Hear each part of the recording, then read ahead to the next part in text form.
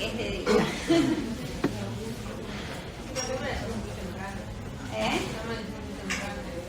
Ahora te parece más bien.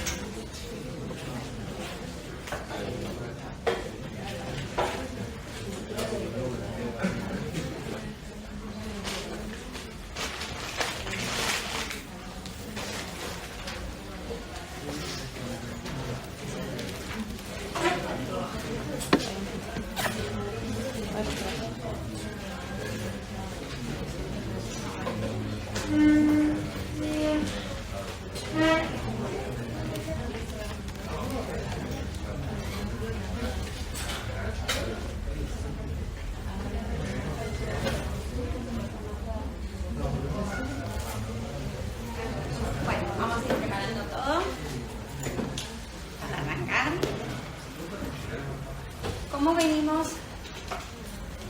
¿Qué les parece procedimiento? Con buena onda, vamos, ¿no? Yo sé que todos estamos cansados a esta altura del año. Y los que trabajan en estudio sé que deben estar muertos, literal, ¿no? Pero bueno, y los que no trabajan en estudio también. Estamos todos cansados. Bien. Bueno, ¿cómo les va resultando el procedimiento? De a poquito nos vamos metiendo en el sombrero del abogado. Bueno, es lindo, una linda carrera. Por algo me dediqué a impuestos, pero saben que en la facu las peores notas, ¿saben en dónde las tuve? En serio, aprobaba todo con las contables, las auditorías las aprobaba todas con 10, con 8, 10, 7, 9, 10, 9, 10, así pero 10, 9, me encantaba porque a mí, bueno, partida doble me encanta y me iba re bien. Y cuando estaba por recibirme, en esa época, los profesores juntaban las fichas que eran manuales y después te llamaban, ¿no? Y bueno, justo me llamaban del Pistrelli, que mi hijo Andersen, que ahora es D'Artagnan, y yo estaba embarazada de mi hijo primero, recién estaba embarazada, así que... Pero bueno, que la entrevisté y todo, y por supuesto, no entré, por supuesto que no entré, al menos en esa época, que ya que me llamaran casada, ya era me había casado muy jovencita. Y el destino era para mí, porque bueno, cursé todo, me recibí, y entré a trabajar con una profesora de la cátedra, Marcela López Munel, que se le fue justo una compañera mía que había cursado conmigo, porque había conseguido un trabajo nuevo en Techín, y necesitaba alguien urgente. Y la única que estaba disponible era yo porque tenía 7 meses. Y entré, y ahí bueno, me enamoré de los impuestos y yo creo que fue cuando era chiquita quería ser abogada, pero como me gustaban más los números, así que bueno, la vida me... Por eso les digo siempre de que por algo pasan las cosas y nunca se pierden ni una oportunidad. Si a veces me dicen, no, pues ya no puedo, no sé si se puede. Así que... Bueno, hoy vamos a ver otro tema. Hoy vamos a ver ya un poquito, nos metimos bastante en la estructura de la ley 11683, pero quiero contarles un poquito más y ahora vamos a ver las preguntas que me hicieron. Yo a veces sí puedo respondo, pero creo que es mejor responder, no sé qué prefieren, que les respondan en el chat porque a lo mejor alguno se pierde o que lo veamos cuando lo vemos acá. Así que eso después nos vamos a poner de acuerdo, no sé qué prefieren. A veces en el chat no doy la seguridad de poder responder siempre, ¿sí? ¿Pero qué prefieren? ¿Que las lea acá en clase? Sí. Bueno, sí, a veces si es rápido lo veo, pero a veces que bueno, no quiero tampoco que si están estudiando algo se queden con la duda, pero buscaremos el equilibrio. Vamos.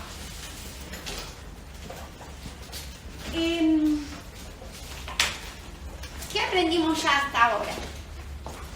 Aprendimos a ubicarnos en la administración tributaria con todas las facultades que tiene.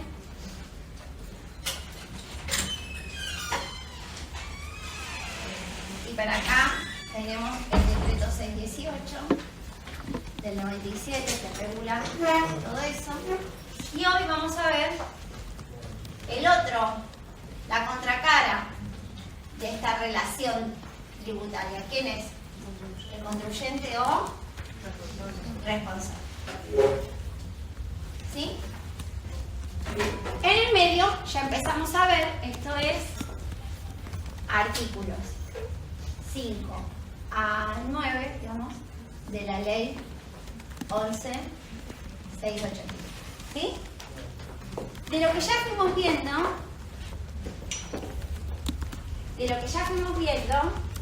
pudimos ver que lo que vimos hasta ahora, ¿qué son en definitiva? ¿Qué son en definitiva? Lo que vimos de notificaciones, de términos. No. Exactamente. Formalidades. Formalidades, regulaciones, ¿sí? Que forman parte de lo que es lo que sería la parte de el procesal tributario. No, son regulaciones, ¿sí? Es todo lo que tiene que ver con lo procedimental. Entonces vimos todas las regulaciones. Regulaciones que vienen por la ley 11.683 y supletoriamente con la ley de procedimientos administrativos. Y esas regulaciones que aprendimos ya. Aprendimos domicilio. ¿Qué más? Aprendimos términos. Aprendimos notificaciones.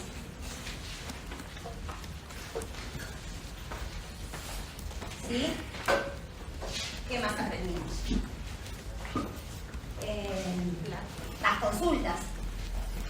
¿Se acuerdan? Y hoy ya sabemos que en las consultas hay de dos tipos. Están las vinculantes y las no vinculantes.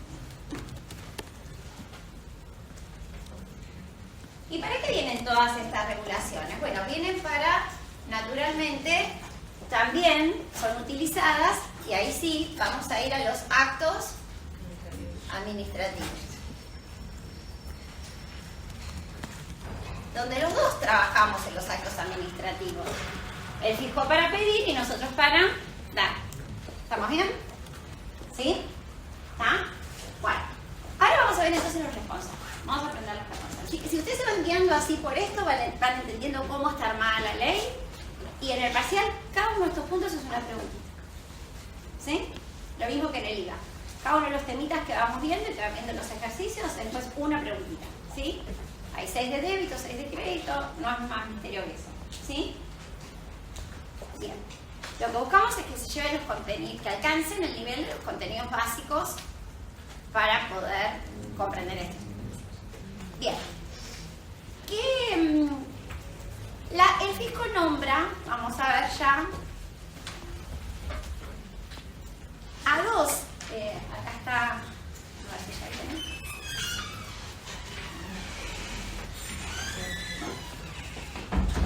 El fisco, como les decía, el 10 está derogado, por eso puse el 9, ¿sí? Se ocupa entonces de nombrar y de definir bien quiénes van a ser los contribuyentes y quiénes van a ser los responsables, ¿sí? Definimos como contribuyente al que tiene en su cabeza la obligación del pago. Ese es el contribuyente, ¿sí? Es decir, es el sujeto del cual el dinero va a salir de su billetera. ¿Me explico? Esto puede ser una persona humana o puede ser una persona jurídica, ¿sí? ¿Se entiende? No es necesariamente el sujeto incidido, ya lo vimos, ¿no? Porque en el IVA, por ejemplo, yo lo pago, pero que alguien lo cobra, ¿sí? Pero son los sujetos en los cuales repercute, son percutidos, repercute el gravamen, porque en ellos, sobre ellos el fisco crea las obligaciones tributarias. ¿Está bien? Entonces el contribuyente es un sujeto que tiene obligaciones tributarias que surgen de las distintas leyes. Hola. De las distintas leyes, ¿se entiende? ¿Sí? Bueno, pero el contribuyente puede ocurrir que sea una persona humana mayor de edad, o puede ocurrir que sea un menor de edad, o puede ocurrir que sea una persona discapacitada, o una persona con capacidades diferentes, o puede ocurrir que sea una sociedad, o puede ocurrir que sea una sociedad sin fines de lucro. ¿Está? ¿Listo? pagan impuestos. Entonces, ¿cómo hace un menor de edad para pagar los impuestos? Ustedes ya lo aprendieron en ganancias, ¿no? De hecho, la asociación indivisa es un contribuyente y se murió. Pero tiene que seguir presentando los impuestos. Entonces, ¿qué necesita el fisco para que pueda, de alguna manera, proteger la obligación tributaria? Porque lo más importante acá de todo es la obligación tributaria. ¿Qué necesita entonces? Un quit. Sí, más allá del quit, no lo digo tan desde el aspecto práctico. Responsable. Un responsable. ¿Se entiende? Necesita alguien que ejecute. ¿Se entiende? Piensen en el menor de edad. El menor de edad no puede salir solo fuera del país. ¿Qué necesita? Un poder que le dé el papá para salir fuera del país. ¿Se entiende? ¿Sí? Entonces ahí aparece la figura del responsable. Cuando la figura del contribuyente y del responsable, por ejemplo, todos nosotros que tenemos plenas capacidades para trabajar y hacer, coincide, la ley lo llama responsable por deuda propia. Y cuando no coincide, por ejemplo, cuando estamos representando una sociedad como presidentes o a un menor de edad, somos responsables por deuda ajena. Quiere decir que el dinero no va a salir de mi bolsillo. Pero ahora, si quieren verlo desde el lado práctico, con mi quit, yo voy a estar enrolando o vinculando, se llama la quit de la empresa, pero soy yo el que va a ejecutar. Las personas jurídicas no tienen clave fiscal. La tuvieron en un momento por error, pero no tienen clave fiscal, ¿sí? No hay manera de que la clave fiscal es como el DNI, se le da solamente a un humano. Por ahora los perros no son humanos, aunque la mía parece que sí. Pero por ahora ya hay personas no humanas. ¿Vieron que se habla de las personas no humanas? Bueno. Pero las personas no humanas por ahora no pagan impuestos. Ya, quién sabe, algún día tengan que pagar. Bueno, hay impuestos ecológicos ya. ¿Sí? Esos que se pagan en relación para mantener el medio ambiente. Así que bueno, ya posiblemente lo pongan. Bueno. Entonces, en estos casos, ahí ya tenemos la diferencia de lo que vamos a hacer en el artículo 5 y en el artículo 6, ¿sí? Pero a su vez, cuando esta persona tiene que cumplir, vamos a ver que hay situaciones que se empiezan a mezclar. Porque a veces, ante un mismo hecho imponible, vamos a ver que va a haber puede haber dos responsables o más del ingreso del tributo. ¿Vieron cuando hablamos de los agentes de retención que me retienen? ¿Se acuerdan los que me perciben? ¿Ellos por qué tienen responsabilidad? Tienen obligación de retener y percibir. Porque si no lo hacen, cuando veamos sanciones vamos a ver que son castigados. Y yo tengo la obligación de ¿qué? De pagar mi impuesto, ¿sí? De hacer mi declaración jurada y de pagar mi impuesto. Sobre la misma materia imponible, supongamos que es el IVA, los dos atacamos por distintos frentes, los dos tenemos obligaciones distintas. Bueno, ahí en esos casos hay responsabilidad que solidaria. Si el agente de retención no me retuvo, yo me quiero tomar la retención igual o no la depositó, soy solidariamente responsable con el otro, porque al fisco no le llegó la plata. ¿Me expliqué? ¿Sí? Me descontaron de la tarjeta las retenciones de ganancias y resulta que me las quiero tomar igual, pero parece que las tarjetas no las depositó. Bueno, ahora vamos a ver el procedimiento que hay para hacerlo. Pero si no, si después el fisco ve que esa plata le falta, va a ir contra la gente de retención, pero también contra quién puede venir. Contra nosotros. Ganancias en relación de dependencia. Ahora que renació de alguna manera el sistema normal que teníamos. Que igual el sistema anterior también tenía una retención, el celular. Si el empleador no nos retiene, ¿la culpa es del empleador? En principio sí, él es un responsable, tiene que actuar como agente de retención de ganancias a sus empleados, pero yo también, con lo cual el fisco puede ir a cualquiera de los dos. Cuando eso ocurre, es decir, estamos los dos iguales, cuando eso ocurre, se llama que la responsabilidad es solidaria. ¿Se entiende? Y a eso se va a referir el artículo 8, ¿sí? Con todas las condiciones y nos va a decir quiénes de los responsables tienen responsabilidad solidaria. ¿Se entiende? Claramente, yo no soy responsable del impuesto que tiene que pagar él, ¿sí? Pues somos dos supuestos, cada uno paga su impuesto, podemos ser compañeros de trabajo, trabajar en el mismo lugar, pero ahí no hay, ¿se entiende? Ahí no hay solidaridad. Ambos somos responsables, pero sí ambos tenemos solidaridad con quién, con nuestro empleador, por ejemplo. ¿Sí? ¿Se entiende? ¿Sí? Y después, para las situaciones donde no está el contribuyente en Argentina, ¿se acuerdan que lo vimos en el IVA? El que venía a Argentina, el geólogo que venía a Argentina a trabajar en un pozo petrolero y después se iba y que no se le obligaba a inscribirse en Argentina, ¿se acuerdan? En ese caso la ley había designado, dijimos, un responsable sustituto. Bueno, ¿qué es el responsable? Pasa lo mismo con Netflix. Nosotros, entre comillas, somos responsables sustitutos de Netflix, porque el impuesto, ¿quién lo cobra? A nosotros, ¿sí? El sustituto, en vez de estar al lado de, es completamente distinto. Reemplaza al contribuyente principal. ¿Me explico? El sustituto se pone en lugar del contribuyente principal. Nunca la AFIP le va a ir a reclamar al otro país, al geólogo, si pagó IVA o no pagó IVA. ¿A quién va a ir? A la empresa que lo contrató. ¿Se entiende? Otro ejemplo. Tenemos a los no residentes que tienen bienes en el país. ¿Qué impuesto corresponde pagar para un no residente si tiene bienes en el país? Bienes personales. Bienes personales y también ganancias si ese bien genera rentas. No lo vamos a molestar a ese no residente para que siga presentando, podría ser, pero Argentina no toma ese método. No obliga al no residente a inscribirse en Argentina y a tener que seguir usando su clave fiscal desde donde esté viviendo, sino que en Argentina tiene que nombrar a qué, y es la obligación para perder la residencia. Lo primero que si yo no, cuando quiero formalizar mi baja por pérdida de residencia, lo primero que me dicen es designar un responsable sustituto y el sustituto tiene que aceptar. ¿Me expliqué? Y en ese caso se desplaza al contribuyente. Ya no va a ir más, ¿sí? Si yo tengo mi hijo que vive en el exterior y yo lo reemplazo, el fisco va a venir contra mi patrimonio. Si después yo le quiero cobrar a él es otro problema, pero va a venir contra mi patrimonio. Por eso, con los estudios contables, cuando los clientes piden que seamos responsables sustitutos, muchas veces se les pide un poder general de administración de bienes.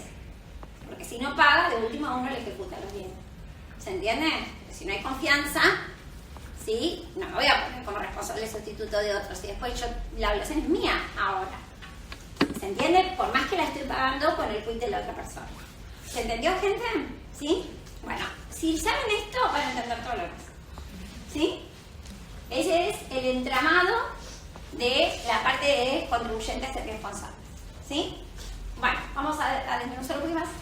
Y aparece también dos figuras más que me olvidaba, que ya las habíamos nombrado. Los empleados. Lo que los empleados facturan, ¿sí?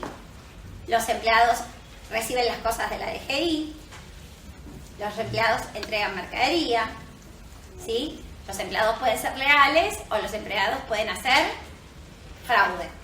¿Está? ¿Y quién es el responsable de los actos de sus empleados? El empleador. ¿Se entiende? ¿Sí? Una empresa no puede defenderse diciendo, el asistente contable de la empresa me liquidó mal el IVA, entonces váyanselo a cobrar a él. No. Es responsable por los actos de sus subordinados. ¿Sí? Y el otro responsable también, este es el que ojalá se vuelva, yo creo que un poco este tema de la discriminación de las facturas va a ayudar, es el consumidor final. Ahora no se ve tanto, pero en su momento estaba plagado un cartel, primero rojo, después creo que fue verde, que decía exija su factura. ¿Sí? Ustedes serían chiquitos, si lo vieron, lo llegaron a ver, no sé, este se lanzó en los 90, 92. Cuando el fisco implementó la factura SAPE, esos estaban en el 92. Ahí me tocó el embarazo a mí. Cuando justo vine el ANSES también a tomar parte de la FIP. En ese caso, el fisco necesita al consumidor final para ayudar a que el que presta servicio facture, ¿sí? Y si factura, él puede cobrar los impuestos. ¿Me explico? En ese momento, cuando se creó todo el régimen de facturación actual, no sé si ahora creo que algo sigue existiendo también, había un juego que se llamaba Loteriva. La gente tenía que mandar en un sobre muchos comprobantes. Esos comprobantes se sorteaban y el que había mandado se ganaba, no me acuerdo qué se ganaba, pero era un premio grande, no sé si un auto o algo así. ¿Saben cómo mandaba la gente? Un montón. Bueno, en esa época las inspecciones eran presenciales y lo que te miraban era justamente si ese comprobante, esa papeleta que él había mandado, estaba en los registros. Entonces, pues, en esa época, mi marido, el papá de los chicos, tenía negocio. Y me hacían, ¿saben las veces que tuve que ir? Y eso que era un negocio en capital, pero entonces las veces que tuve que ir, llevando los libros, que eran a mano, la factura, ¿sí? Y hasta en ese momento nos medían con una regla que el comprobante en un papel midiera 15 por 20. Yo me acuerdo que cuando me encontró todo, la chica que estaba bien, me dice, bueno, vamos a ver si el comprobante mide, porque la baja, yo te juro, bueno, era bastante joven todavía.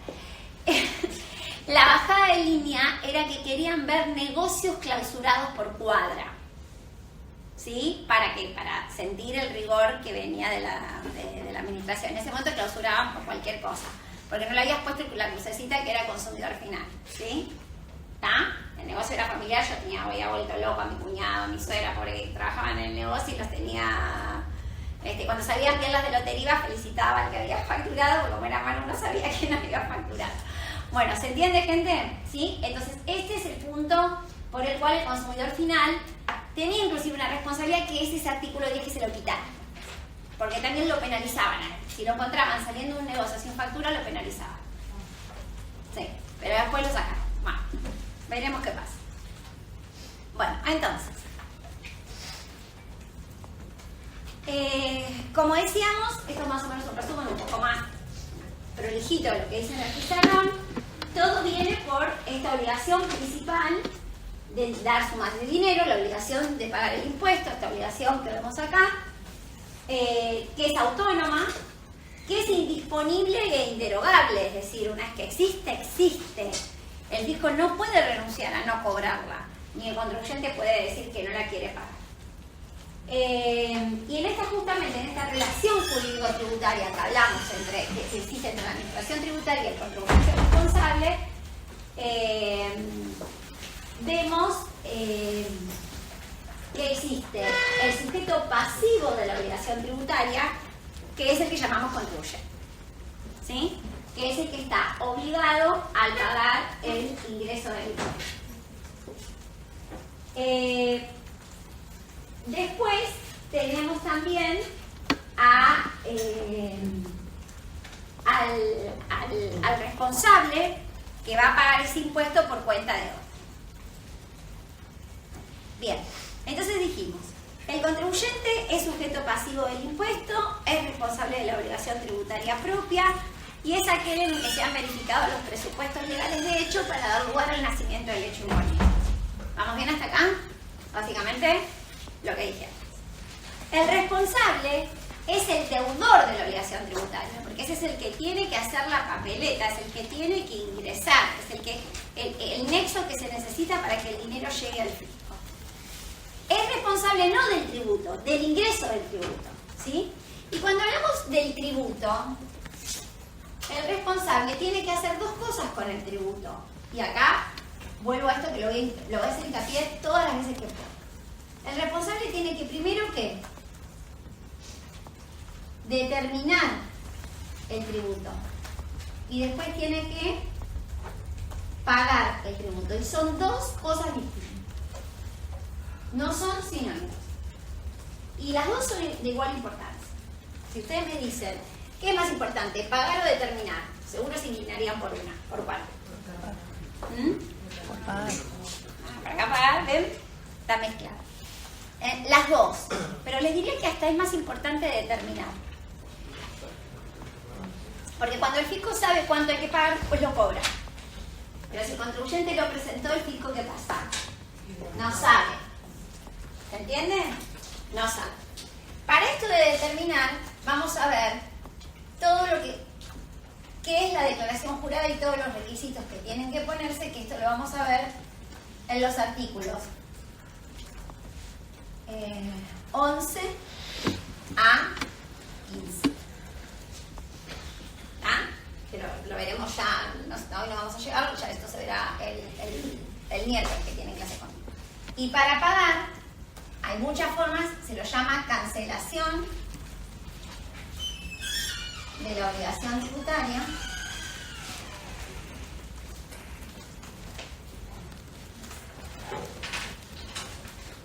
Esto naturalmente se lo llama determinación de la obligación tributaria, ¿no?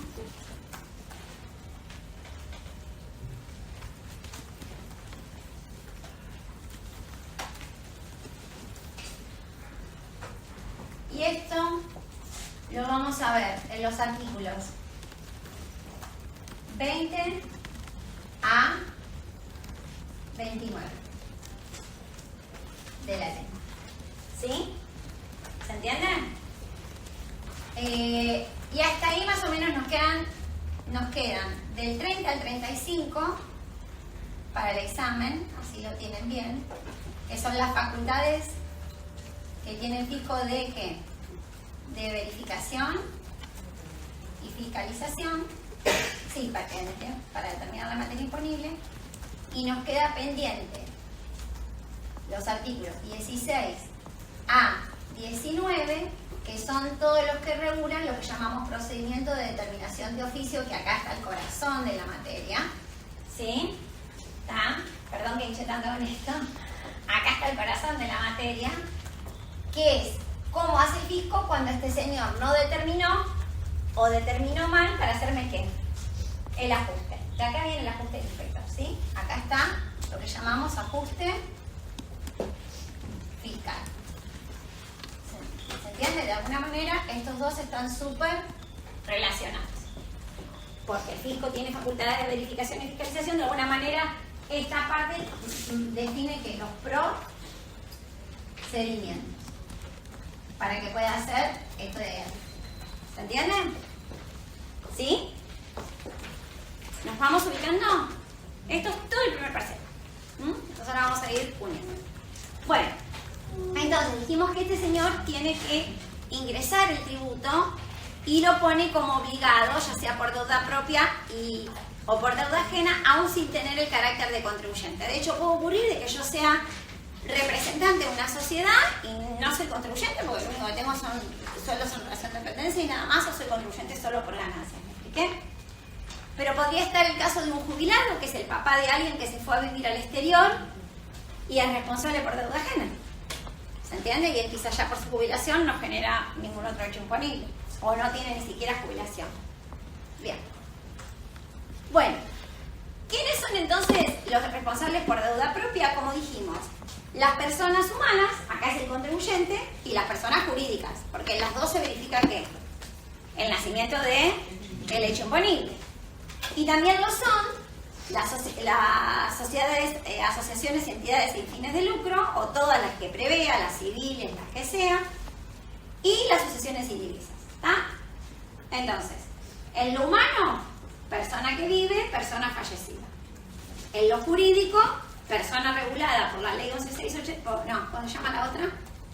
19.550, y los otros sujetos que no están en la 19.550. ¿Se entienden? ¿Sí? Ese es el universo que nos abarca a todos. ¿Está? Y si hubiese empresas mixtas, ¿por qué acá se ocupa de decirlo la ley? Porque ¿quién es uno de los socios en las empresas mixtas? El Estado. Y se supone que el Estado, ¿dónde está? Acá arriba, pero no importa. Dice, no. La empresa mixta es contribuyente igual. No importa que tenga participación estatal mayoritaria. Hace balances, hace todo. YPF, ¿sí? Aerolíneas, que es del Estado, ¿sí? Está bien, tiene que hacer balance de todo, por eso se dice, bueno, es deficitaria, no es deficitaria, ¿se entiende? ¿Sí? Después se ve tratamiento. Y las que son mixtas se manejan de la misma manera. ¿Vamos bien hasta ahí? Bien. Entonces, acá, justamente, en el artículo 6, que es el que ya empieza a hablar de responsables por deuda ajena, ahora ya decimos, bueno, ya definimos quiénes son los contribuyentes. Ahora vamos a ver quiénes tienen que cumplir con las obligaciones. Hace el cortecito, ¿sí? Y divide a dos. A los primeros, que vamos a ver que después son los que el artículo 8 dice, bueno, todos estos que están acá arriba van a ser los solidarios, ¿sí? Y a los agentes de retención y percepción, que los deja, y a los responsables sustitutos, que los deja aparte. ¿Se entiende? ¿Qué quiere decir? Estos que administran los bienes de otro, que están vinculados van a tener solidaridad con el contribuyente principal. En cambio, el responsable sustituto, ¿qué dijimos? No, porque el contribuyente principal no paga, no hace nada, el fisco no lo puede tocar. Este se está poniendo, ¿qué? En lugar del contribuyente principal. ¿Se entiende, gente? ¿Sí? Entonces, el artículo 6 los trata a los dos. ¿Sí? Los dos son responsables por deuda ajena. Porque no quiere decir que después no lo llame al hijo y le diga, che, mándame la plata que te pagué bienes personales. ¿Me expliqué? No significa que no pueda recuperar el dinero. Otro ejemplo claro de responsabilidad sustituta está con bienes personales, acciones y participaciones. El que pagan las sociedades sobre su patrimonio neto. Lo paga la sociedad, pero es que eso corresponde a los accionistas. Si son familiares, a lo mejor no se lo cobra, lo manda a pérdida y esa pérdida no es deducible del impuesto a la ganancia porque no es un gasto de la sociedad. Y si no, se lo cobra el accionista. De hecho, muchas empresas cuando pagan dividendos les restan el impuesto sobre bienes personales. ¿Se entiende, gente, que se va viendo? Bueno, entonces acá tenemos una larga enumeración de responsables por deuda ajena. Entonces, el cónyuge que percibe y dispone de las rentas propias del otro, hoy ya no es tan así. En su momento la ley de ganancias, ¿se acuerdan que se modificó? Que tenía una cosa muy machista, ¿no? O sea, de que si había bienes, la mujer declaraba los bienes y declaraba las ganancias de sus bienes solo si las había podido comprar con bienes propios. Pero si la mujer heredaba del padre y alquilaba el inmueble, esa renta, ¿saben quién la declaraba? El marido, terrible, ¿sí? Y yo no soy feminista, pero era feo, porque la realidad es que era el bien de los padres de la mujer. ¿Qué tenía que ver esto? Bueno, nada de igualitario, ni casamiento mixto, ni nada que se le parezca. Bueno, cuando se reforma el Código Civil y se toma lo del tema del matrimonio igualitario y todo demás, la verdad que gracias a Dios, como pudo ese artículo, creo que es el 35 de la Ley de Ganancias, acomoda un poquito las cosas y dice, no, bueno, está bien. Hay sociedad conyugal, bueno, cada uno lo que puso. ¿Se entiende? Y que cada uno se haga cargo de su parte. ¿Me expliqué? ¿Sí? Pero en su momento había mucho de después, los padres, cuando quedan chiquitos, que tienen que pagar por dos cuestiones. Porque el chiquito es famoso y trabaja, o porque, la más triste, porque alguno de los papás falleció y él heredó. Y cuando hereda, el titular de los bienes es el chiquito, en parte, ¿no? Hereda el cónyuge, si están casados, se lleva la mitad de los bienes gananciales y la otra mitad se distribuye entre los hijos, ¿está bien? Y si ese hijo es menor de edad, tiene que pagar el papá, ¿está? Pero bueno, son las dos situaciones que están. Después, cuando la empresa entra en quiebra, aparece el síndico concursal. Ojo, no es el síndico de la sindicatura normal de todos los años, del 299. No es la sindicatura del artículo 299 de la Ley de Sociedades Comerciales. Este es el síndico concursal. Cuando una empresa entra en concurso preventivo, ya lo vieron en Derecho Económico 2, ¿sí? Se designa, o no existe más 2. Se llama así, bueno, en mi época se llamaba Derecho Económico 2. Bueno, el Derecho Crediticio lo vieron, el síndico ¿qué hace?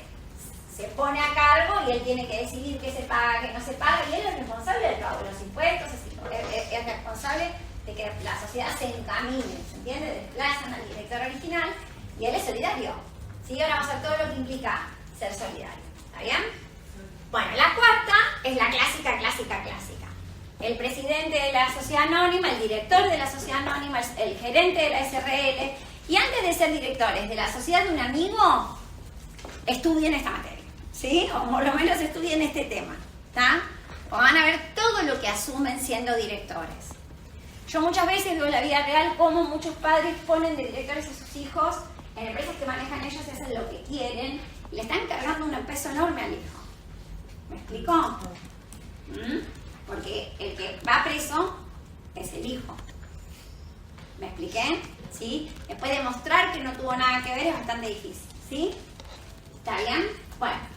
Y después es parecido al D, nada más que está relacionado con las figuras que no son sociedades de la 19.550, ¿sí?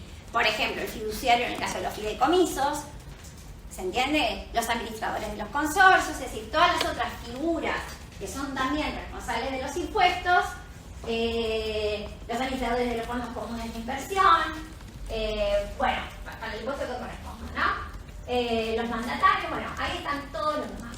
Y finalmente, está metido ahí adentro, ¿quién?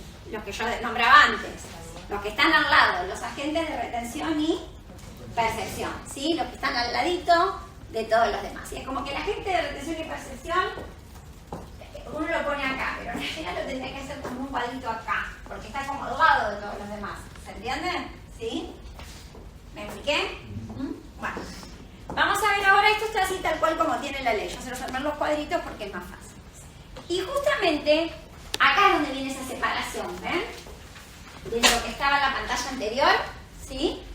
Porque la ley del artículo 7, ¿qué me dice? Me dice, bueno, los que están en el 6, de la A B, van a tener que cumplir con todos los deberes que la ley, las leyes tributarias imponen a los contribuyentes en general, para los fines de, fíjense lo que dice, determinación, verificación, que me la va a hacer el fisco después, ¿qué más? Y fiscalización de los tributos. ¿Se entiende? Ese señor no solo que va a tener que determinar el tributo, ¿sí?, sino que va a tener que atender ¿qué? La fiscalización y la verificación. ¿Se entiende? Son obligaciones formales que también tiene que hacer. Y con los agentes de retención que están al costadito, dice, también tiene que cumplir con los deberes de esta ley. Y acá agrega en el marco de su incumbencia. ¿Qué quiere decir? Solo en el marco de lo que yo te tengo que retener. ¿Se entiende? El empleador es responsable del impuesto a las ganancias que yo dejé de pagar, pero solo por qué. Por mis sueldos, y a su vez tenía intereses y dividendos que cobraba por mi inversión en el exterior, naturalmente el empleador no es responsable, ¿se entiende? Es como que está dividida. En cambio, los 5 primeros son responsables de todo lo que pueda pasar adentro de esa sociedad. ¿Me expliqué? ¿Sí? Bueno, seguimos. Y acá, entonces el artículo 8 dice, bueno, quien comprende, que ya lo dijimos antes, son los que están enumerados del 6 al E, pero después incorpora también ¿quién? A los agentes de retención y percepción, o sea, por lo cual son todos los del 6, ¿sí? Y, pero los separan, ¿no? Y a los síndicos les hace una separación, y a los sucesores también les hace una separación, porque tienen después rasgos distintivos, ¿no? O sea, estos están en el F del 6, el síndico ya estaba en los anteriores, los sucesores también ya estaban en los anteriores, pero acá habla del sucesor, ¿en relación con qué? Con lo que recibió de quién, del causante. Yo tengo que seguir pagando las deudas de mi papá, sí o no, pero el no es, porque la herencia tiene lo que se llama beneficio de inventario. Si mi papá tiene una casa y tiene deudas con la FIP, bueno, yo puedo dejar que embarguen la casa y se lleven la casa y no sigo pagando el bolsillo. ¿Me expliqué? Pero pierdo la casa. ¿Se entiende, gente? ¿Sí? Y esto cada vez más porque en la época que mi abuelo vivía no tenía quit mi abuelo. Hoy está todo mucho más digitalizado, regularizado. El bebé nace con quit. ¿Sí? Bueno, no nace con quit. Nace y se le da. ¿Sí? Así que, bueno, yo tengo a mi nietito que está por nacer, así que pero va a ser uruguayo. Así que bueno, está argentino. Bueno, y fíjense que agrega a dos sujetos más, que los nombra especialmente, y fíjense quiénes son. Los terceros que facilitan la evasión. Acá se habla de, ¿cómo se llama cuando es así? La cuestión de lavado de dinero, bueno, esas cosas, pero tiene un nombre. Cuando, bueno, no me sale acá el nombre. Cuando hay un... Testaferros pueden ser, pero ¿cómo se llama? Cuando una asociación ilícita. Ahí está, no me salía la palabra. Entonces dice, bueno, pará. Pero a lo mejor el contribuyente esto no lo hace solo, necesita a alguien más. El que pone la idea, el que sea. Entonces acá dice, si esa asociación delinquió, hizo facturas apócrifas, No vamos a meter preso solamente al director, que a veces es alguien que no tiene, ponen del director a gente pobre que no tiene que tiene documento pero que no tiene bienes, que son insolventes. Entonces el fisco dice, no, si hubieron terceros que participaron de esta maniobra, estos también van a responder con sus bienes por lo que esa sociedad defraudó. ¿Me expliqué? ¿Sí? Y el otro es el cedente. ¿Se acuerdan que les dije que el crédito se podía vender? Sí. ¿Se acuerdan cuando vimos? Bueno, el que lo compra, si ese crédito tiene algún problema, el fisco le va a reclamar al contribuyente, pero también le va a reclamar a quien efectivamente compró ese crédito. ¿Se acuerdan que dije, lo vamos a ver de vuelta cuando vean por qué se venden los créditos, pero le ponen responsabilidad? ¿Ah? Bueno, seguimos. Bueno, entonces dice, y acá lo más importante es esta, que responden en forma personal y solidaria, pero miren lo que dice en la segunda parte, eso es lo que más tienen que saber. Sí. En el inciso I dice los contribuyentes que por sus compras o locaciones reciban facturas o documentos equivalentes, apócrifos o no, cuando estuvieron obligados a contratar su adecuación. ¿Quiénes son los que están obligados a contratar su adecuación? Todos nosotros. Todos. Exacto, porque lo que pasa con las facturas apócrifas es que lo que el fisco dice es las facturas apócrifas existen porque alguien las compra. Entonces piensan que el que tiene una factura apócrifa quiso tomarse, no pagó de verdad el gasto. En la contabilidad hace como que paga, pero esa plata por el otro lado le está volviendo. ¿Está? Pero a veces nos encontramos con que esas empresas apócrifas también venden a otros que son compradores de qué? De buena fe. Y para salir de esa responsabilidad que está puesta ahí, tenés que demostrar que vos cumpliste con lo que se llama debida diligencia. ¿Qué es la debida diligencia? Y eso siempre hay que constatar la quit, ¿sí? Por ejemplo, yo doy clases en la facultad, en las carreras de posgrado. En las carreras de posgrado no somos empleados de la facultad, somos docentes externos. ¿Ustedes saben que todas las facultades a mí me piden que yo adjunte el quit? Todos los años, Y muchas empresas van a ver que les piden el legajo impositivo. Y ustedes dicen, ¿sí? ¿Está? Pero es por esto, porque cada tanto tienen que estar haciendo tareas de revisar. En realidad uno tendría que estar revisando la constancia de quit que esté vigente cada vez que hace un pago. No se termina haciendo la práctica así porque no terminamos más. Pero ¿se acuerdan cuando hablé yo el otro día del domicilio que le bloquean? Ellos es un antecedente para decir, che, acá sí estos son sin factura. ¿Me explico? O después lo meten como factura apócrifa porque tenía el domicilio caído. ¿Me expliqué? ¿Sí? Porque no lo puede. Entonces, el que compra es responsable. ¿Sí? Conozca a su cliente, conozca a su proveedor. ¿Sí? Y ahí vienen todas las prácticas que se hacen también por compliance, lo que tiene que ver también prevención de fraudes, ¿no? Porque también te pueden estar dando una factura trucha que encubre que una dádiva, una coima. ¿Sí? Porque a veces esas facturas se usan para eso. ¿Me expliqué? ¿Sí? ¿Está? Bueno, por eso están también ahí bien nominados. ¿Sí? Bien. Y fíjense lo más importante, ¿qué es lo que dice la segunda parte? ¿Con qué responden? Con bienes propios, quiere decir que le van a ejecutar la casa, le van a embargar las cuentas. ¿Cuándo? Siempre y cuando el deudor principal no cumpla. Y en la medida, y ya me anticipo al artículo 8 que viene, que esto es clave, lo tomamos en el parcial, en el final que tome cualquiera, va a entrar. ¿Cómo se ejecuta la responsabilidad solidaria? Está íntimamente vinculado el artículo 8 con el artículo 17, que habla de determinación de oficio. Porque este artículo 17 tiene un párrafo, creo que es el quinto, que lo leen y lo pasan desapercibido, y dice: como todos nos quedamos con la idea que el artículo 17 es para determinarme el ajuste de los impuestos, pensamos que siempre es para eso y nada más, que es normalmente la mayoría de los casos.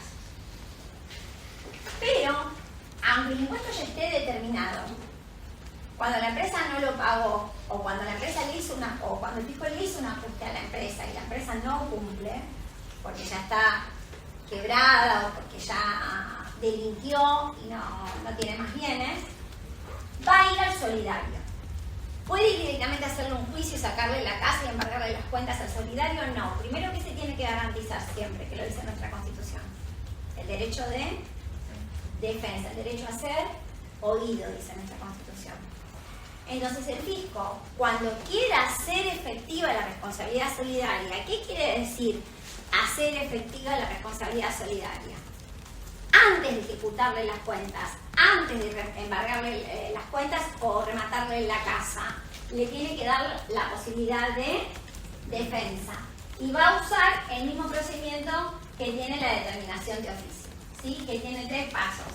Ya se van a cansar de que se los diga, que tiene la vista, el descargo y la resolución, ¿sí? En este descargo, naturalmente, lo que el responsable se va a defender son de 2 cosas. Si quiere discutir el ajuste que le hizo el fisco, también puede discutir la cuantía del ajuste, porque en definitiva él lo va a tener que pagar. Pero básicamente lo que se va a defender no es la misma defensa que presenta la empresa. ¿Él de qué se tiene que defender? Diciendo que a lo mejor la empresa lo puso en condiciones de no poder cumplir. ¿Me explico?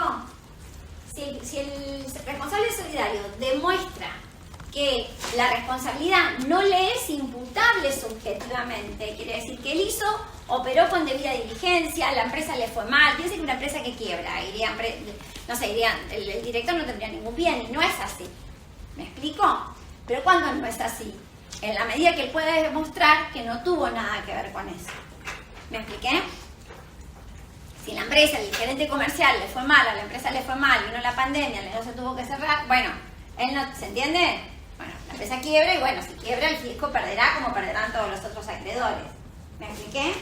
Ahora, si fue su responsabilidad porque no hizo una buena diligencia, ¿está? Ahí va a encontrar. Por eso les digo que acá viene la importancia de no ponerse como directores, por más que se los pida el amigo, salvo que ustedes sepan qué está haciendo esa sociedad. ¿Sí? No hay que ser sello de goma. Y muchas veces hay directores que ponen a directores, como les decía, gente insolvente y demás que pobre, tienen la responsabilidad, pero bueno, ahí está. Sí. Si primero va contra la empresa y si la empresa responde, ya no va. Ya no va, exacto. Ya no va. Primero, y está bien lo que preguntas, pues me da pie a lo que viene después, el fisco, la determinación la va a hacer siempre al contribuyente principal, ¿sí? Llamémosle contribuyente principal, ¿sí? Que es el responsable por deuda, la propia empresa, ¿no? Responsable por deuda propia. Este es el responsable por deuda propia, supongamos la empresa.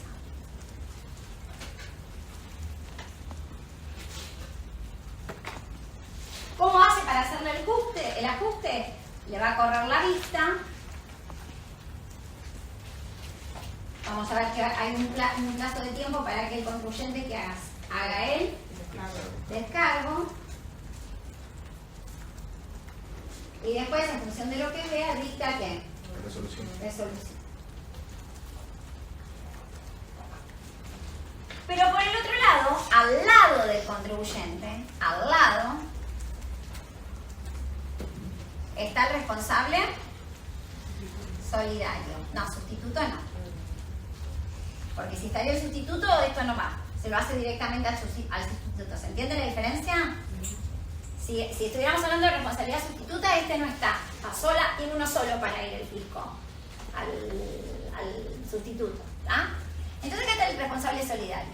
Y a este señor la ley le dice, también le tenés que hacer todo. Acá es el director, por ejemplo, ¿no?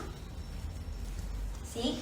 Entonces acá la ley le dice, en el artículo 17, esto sale del 17 y esto sale del 8. En el 8 le dice, vos sos responsable solidario con todos tus bienes, que es lo que mostré antes. Y el artículo 17 le dice, bueno, también le tenés que hacer, ¿qué? Una vista, le tenés que dar la posibilidad de que formule su descargo y después tenés que dictar la resolución. La resolución puede ser, está bien, te perdono o no. Después estas resoluciones se apelan. ¿Se entiende, gente? Pero ven que son 2 procedimientos distintos sobre la misma cosa. Ahora vamos a ver la jurisprudencia. ¿Cuándo viene esto? Porque la pregunta que hizo ella fue muy interesante. Dice, pero si la empresa cumple... Bueno, entonces, ¿qué hace normalmente el fisco? Primero le inicia el contribuyente principal. Y ni siquiera empieza esto. Eso a nivel nacional es así. ¿Se entiende? Hace todo esto y cuando ve que de acá ya no se puede nada, entonces recién va contra el solidario. ¿Está? Pero no quiere decir que no pueda en paralelo, ¿me explico? Abrirle la vista al contribuyente, porque la vista inicia el procedimiento, ¿se entiende? ¿Se entiende? No quiere decir, y ahora vamos a ver con los dos casos de jurisprudencia, que no pueda iniciarlo en paralelo. La administración tributaria, ARBA, gana un montón de plata con esta estrategia. Les corre la vista a la empresa y a todos los directores. A todos. Pero dijo que no podían abrir la vista en paralelo o pueden. Pueden. Lo que no pueden es seguir más adelante. Ahora vamos a ver. La vista es el inicio, ¿sí? La vista la pueden abrir en paralelo. Cuando después el descargo lo pide al proceso principal. Lo hacen los dos. No, cada uno hace el suyo. ¿Se entiende? El descargo es por separado. Eso es muy bien la pregunta también. Ojo, los descargos son por separado, no se puede unir, ¿eh? Aunque después presenten las mismas cosas y esta parte ponga algo más de la responsabilidad, van por separado. No, yo entendí que le daba la vista a ambos, pero el principal hace el descargo y después no lo hace el... No, los tienen que hacer los dos al mismo tiempo, porque hay plazos para esto. O sea, la vista no puede quedar ahí, ¿sí? Lo que sí va a haber tiempo es para la resolución. Lo que va a quedar en espera, ¿qué, gente? La resolución. Ahora lo vamos a ver con los fallos, ¿se entiende? Porque ahí está la dicta del fisco. Entonces, si este está respondiendo, para la resolución tiene que esperar. Y ahora vamos a ver las dos causas, que son Bozano y Bruti, que tratan este tema, ¿sí? ¿Está bien? ¿Sí? Pero nos ubicamos ya que son dos procedimientos separados. Está bien que todavía no vimos determinación de oficio, pero bueno, viene antes. ¿Se entiende, gente, que son dos procedimientos separados y cada uno va a responderse? En ARBA, directamente se los hace a los dos a la vez, con lo cual los directores por un lado y la empresa por el otro tienen que estar preparando su defensa. ¿Quién quiere que tiene más éxito con los ajustes? ¿ARBA o la FIP? Que se lo hace todo a este y después se espera. ARBA. Porque el director lo vuelve loco al accionista. ¿Entendés? Más si son empresas extranjeras. O sea, eso viene de la época de un administrador de ARBA, que no se llamaba, sí, ya era ARBA en esa época, que se llamaba Montoya. ¿Saben qué hacía con el impuesto inmobiliario? Le mandaba liquidación del impuesto inmobiliario a las mujeres, a las esposas. ¿Se entiende? Que en general no estaba en el nombre de ellas el impuesto. Pero lo hacía como una medida de... No sé por qué está esa falsa creencia de que las mujeres son más cumplidoras que los hombres, o como yo que me dice, las mujeres no engañan, y mis hijos me miran y me dicen, mamá, vos estás re loca. Sacate ese paradigma, no engañan a los hombres, quiero decir, ¿no? Me dice, sacate ese paradigma, dice, porque mami no es así. Bueno, es así, pero también tenía resultado Montoya. Lograba que se pongan al día con el inmobiliario. Porque a la mujer no le gustaba sentir que en la casa no estaba pagado el impuesto. Bueno, no sé, es una cuestión que psicológica debe ser, pero bueno, la economía es psicológica también, así que bueno. Entonces en ese caso lo hacía como una inducción, no es que le podía hacer el juicio a ella, pero lo hacía como una inducción y lograba que... ¿Se entendió entonces que son dos procedimientos y pueden ir en paralelo? ¿Sí? Y ahora vamos a ver cómo termina la película. Bueno, terminemos con esto entonces. Entonces todos estos son los responsables de la ALE. También son responsables los socios de las sociedades de la sección cuarta de la ley del Código Civil, es decir, serían las sociedades de hecho, las que no adoptaron ninguna forma jurídica de la 19.550, y los síndicos y demás, pero fíjense que acá los síndicos aclaran. Los síndicos que no hicieron las gestiones necesarias para determinar y ingresar posteriormente los tributos adeudados respecto de los periodos anteriores y posteriores al juicio respectivo. Tanto si dentro de los 15 días corridos de aceptado el cargo en el expediente judicial, como si con una anterioridad de 15 días al vencimiento del plazo para la verificación de los créditos no hubieran requerido a la FIP las constancias de las respectivas deudas tributarias y las formas y condiciones que establece dicho organismo. ¿Qué responsabilidad que le están poniendo al síndico?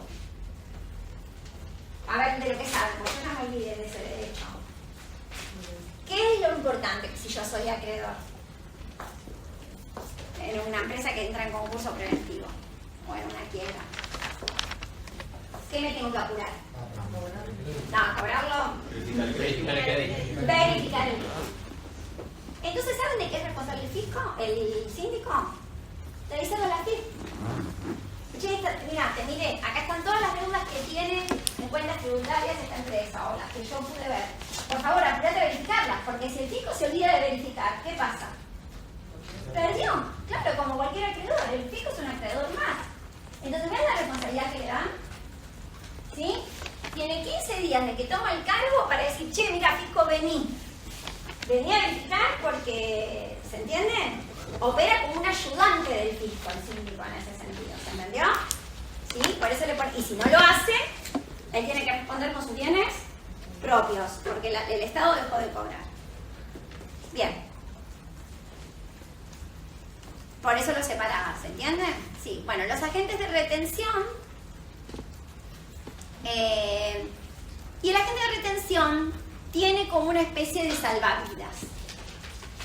Porque le dicen, bueno, señor agente de retención, usted tiene que depositar la retención.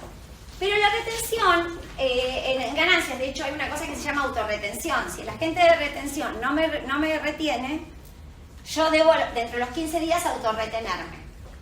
Entonces dice, bueno, si usted me demuestra que usted no retuvo, pero el sujeto obligado se autorretuvo, ya está. ¿Se entiende? Queda liberado. Lo que pasa es que normalmente el sujeto obligado no se autorretiene. ¿Ustedes se autorretienen ganancias del sueldo si el empleador no las retuvo? No.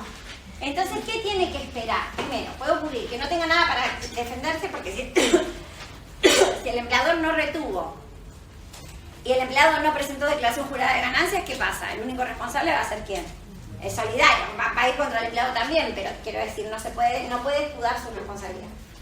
Pero si no retuvo y el otro no se autorretuvo, pero logra demostrar que el otro presentó la declaración jurada tiempo más tarde, cuando venció, y ya pagó por esa ganancia, es como decirle, mira, no voy a ahora ingresar la retención porque ya el que tenía que pagar ya pagó. Y ahí le va a reclamar solamente los intereses y las multas, porque pasó mucho tiempo. ¿Me explicó? Pero se puede defender de no ingresar el capital de lo que le están reclamando. ¿Me expliqué? Tengo que retener a una empresa que no le retuve ganancias, la empresa por su lado en el momento que llegó su declaración jurada, lo que pasa es que eso se llama prueba diabólica.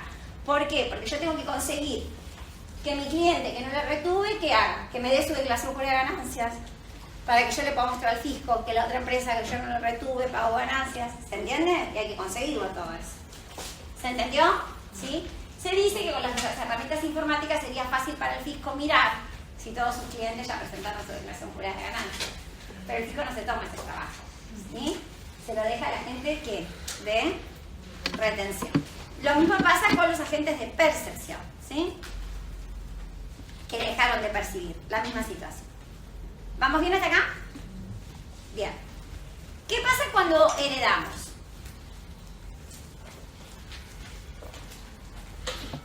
Cuando heredamos la explotación unipersonal, ¿se acuerdan en el IVA?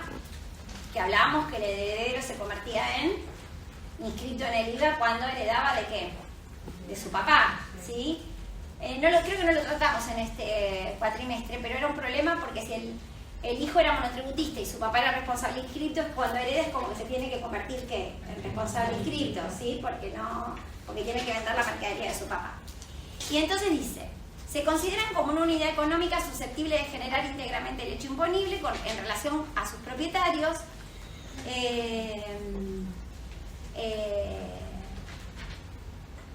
si el contribuyente no regulariza la situación fiscal dentro de los 15 días de la intimación administrativa de pago, ya sea que se trate o no de un procedimiento de determinación de oficio.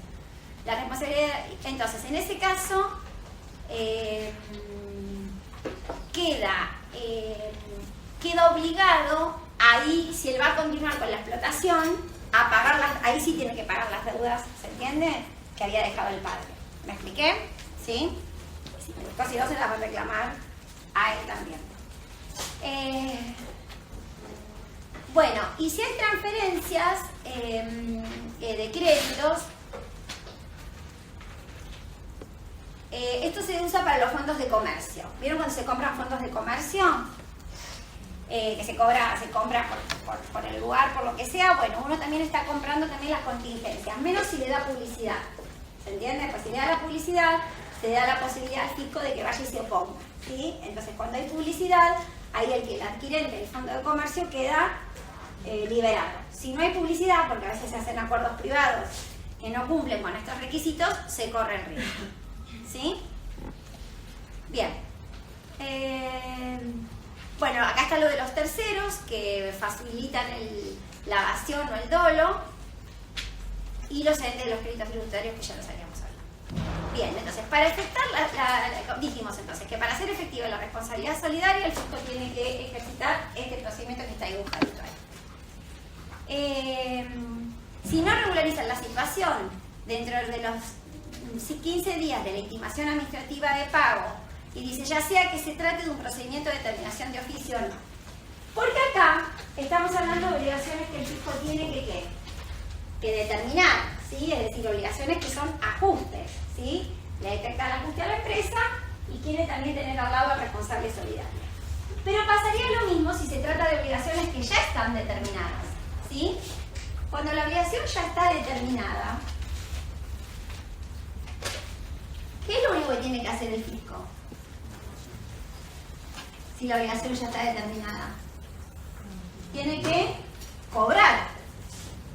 ¿Se entiende? Acá tiene que cobrar. Entonces, cuando tiene que cobrar, porque ya la obligación sabe cuál es, no va a ser una determinación de oficio al principal. Al principal, ¿qué le va a hacer? Una que se llama intimación administrativa de pago, que es la que está en el artículo 12, que la vamos a ver en la clase que viene. Es la famosa plancheta que me llega cuando presento la declaración jurada de IVA y no pago. ¿Está? Automáticamente ese día me llega una comunicación a mi domicilio fiscal, que es esta intimación del artículo 12. ¿Está bien? ¿Sí? Bueno, esta le llegó a la sociedad. Esta le llegó a la sociedad. Acá sí, si pasan 15 días y esta sociedad no cobró, no pagó, y esta sociedad no cobró, ahí queda habilitado, ahora sí, al responsable solidario no hacer una intimación administrativa de pago, acordarle que no, tampoco, la vista, porque le tiene que dar al solidario que gente la posibilidad de que defenderse. Cuando la ley dice, viene acá el descargo y después va a ir la resolución. Cuando la ley dice acá, se trate de determinaciones de oficio o no, quiere decir, no importa cuál es el origen de lo que se dejó de pagar. Puede ser la deuda que ya estaba determinada o la deuda que el fisco está ajustando ahora. La deuda no determinada. Claro, esta es la que está determinando el fisco ahora. Acá ya está determinada. Pero al solidario, acá no le tiene que hacer una determinación de oficio al principal, ya lo intima, porque ya el principal ya presentó, ya sabe el fisco cuánto debe. ¿Me explico? Pero antes de hacer la intimación administrativa de pago, después va a venir la intimación administrativa de pago al solidario, después de la resolución, ¿no? Se sigue avanzando. Pero primero se ha dado que le corra la vista a quién en este caso solamente, al solidario. ¿Ven que acá hay solamente una vista? Y acá hay dos. ¿Se entiende, gente? ¿Sí? Bueno, ese sería el esquema. Acá por eso se discute, en este caso, acá tenemos los casos dibujados, dice: ¿es necesario que se encuentre firme el procedimiento de determinación de oficio en contra del deudor principal para que el fisco recién con posterioridad a ese momento pueda iniciar el procedimiento de determinación de oficio al solidario? Segunda pregunta: ¿podría el fisco iniciar el procedimiento de determinación de oficio al mismo tiempo al deudor principal y al responsable solidario? La creencia original, bueno, la primera pregunta ya la habíamos dicho, puede ir con los dos, ya les spoileé la respuesta, pues ya les dije que se puede. Pero más allá de eso, es que esta resolución se encuentre firme.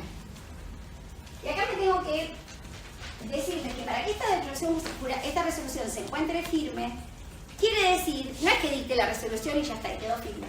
Que esta resolución ya no tenga más vías que apelación. Esto pasa un montón de tiempo, hasta que esta resolución quede firme. ¿Y qué va a hacer el fisco? ¿Va a estar ahí de brazos cruzados? ¿Se entiende, gente? Entonces ahí vino como la pregunta de decir, che, ¿es necesario esto? ¿Está? Y acá están los dos fallos de la Corte que aclararon esta situación. Porque algunos decían, no, hasta que no termine todo con la sociedad, que era el caso que vos planteabas. Ahora, si estás discutiendo a la sociedad, sigue discutiendo con la sociedad. ¿Qué me venís a molestar a mí? Si todavía la sociedad no está discutiendo. ¿Me expliqué? Está discutiendo. Bueno, y acá hay dos casos que trataron este tema. El primer caso es el caso Bruti, Estela Maris. En este caso le inicia el procedimiento de determinación de oficio a ella y al señor Victorio Pachile, que eran responsables solidarios de la empresa Autoradio Tito SRL. Qué nombre simpático. ¿Sí? Autoradio Tito SRL. ¿Qué se imaginan esto? Yo me imagino Warnes. ¿Vieron hasta la calle?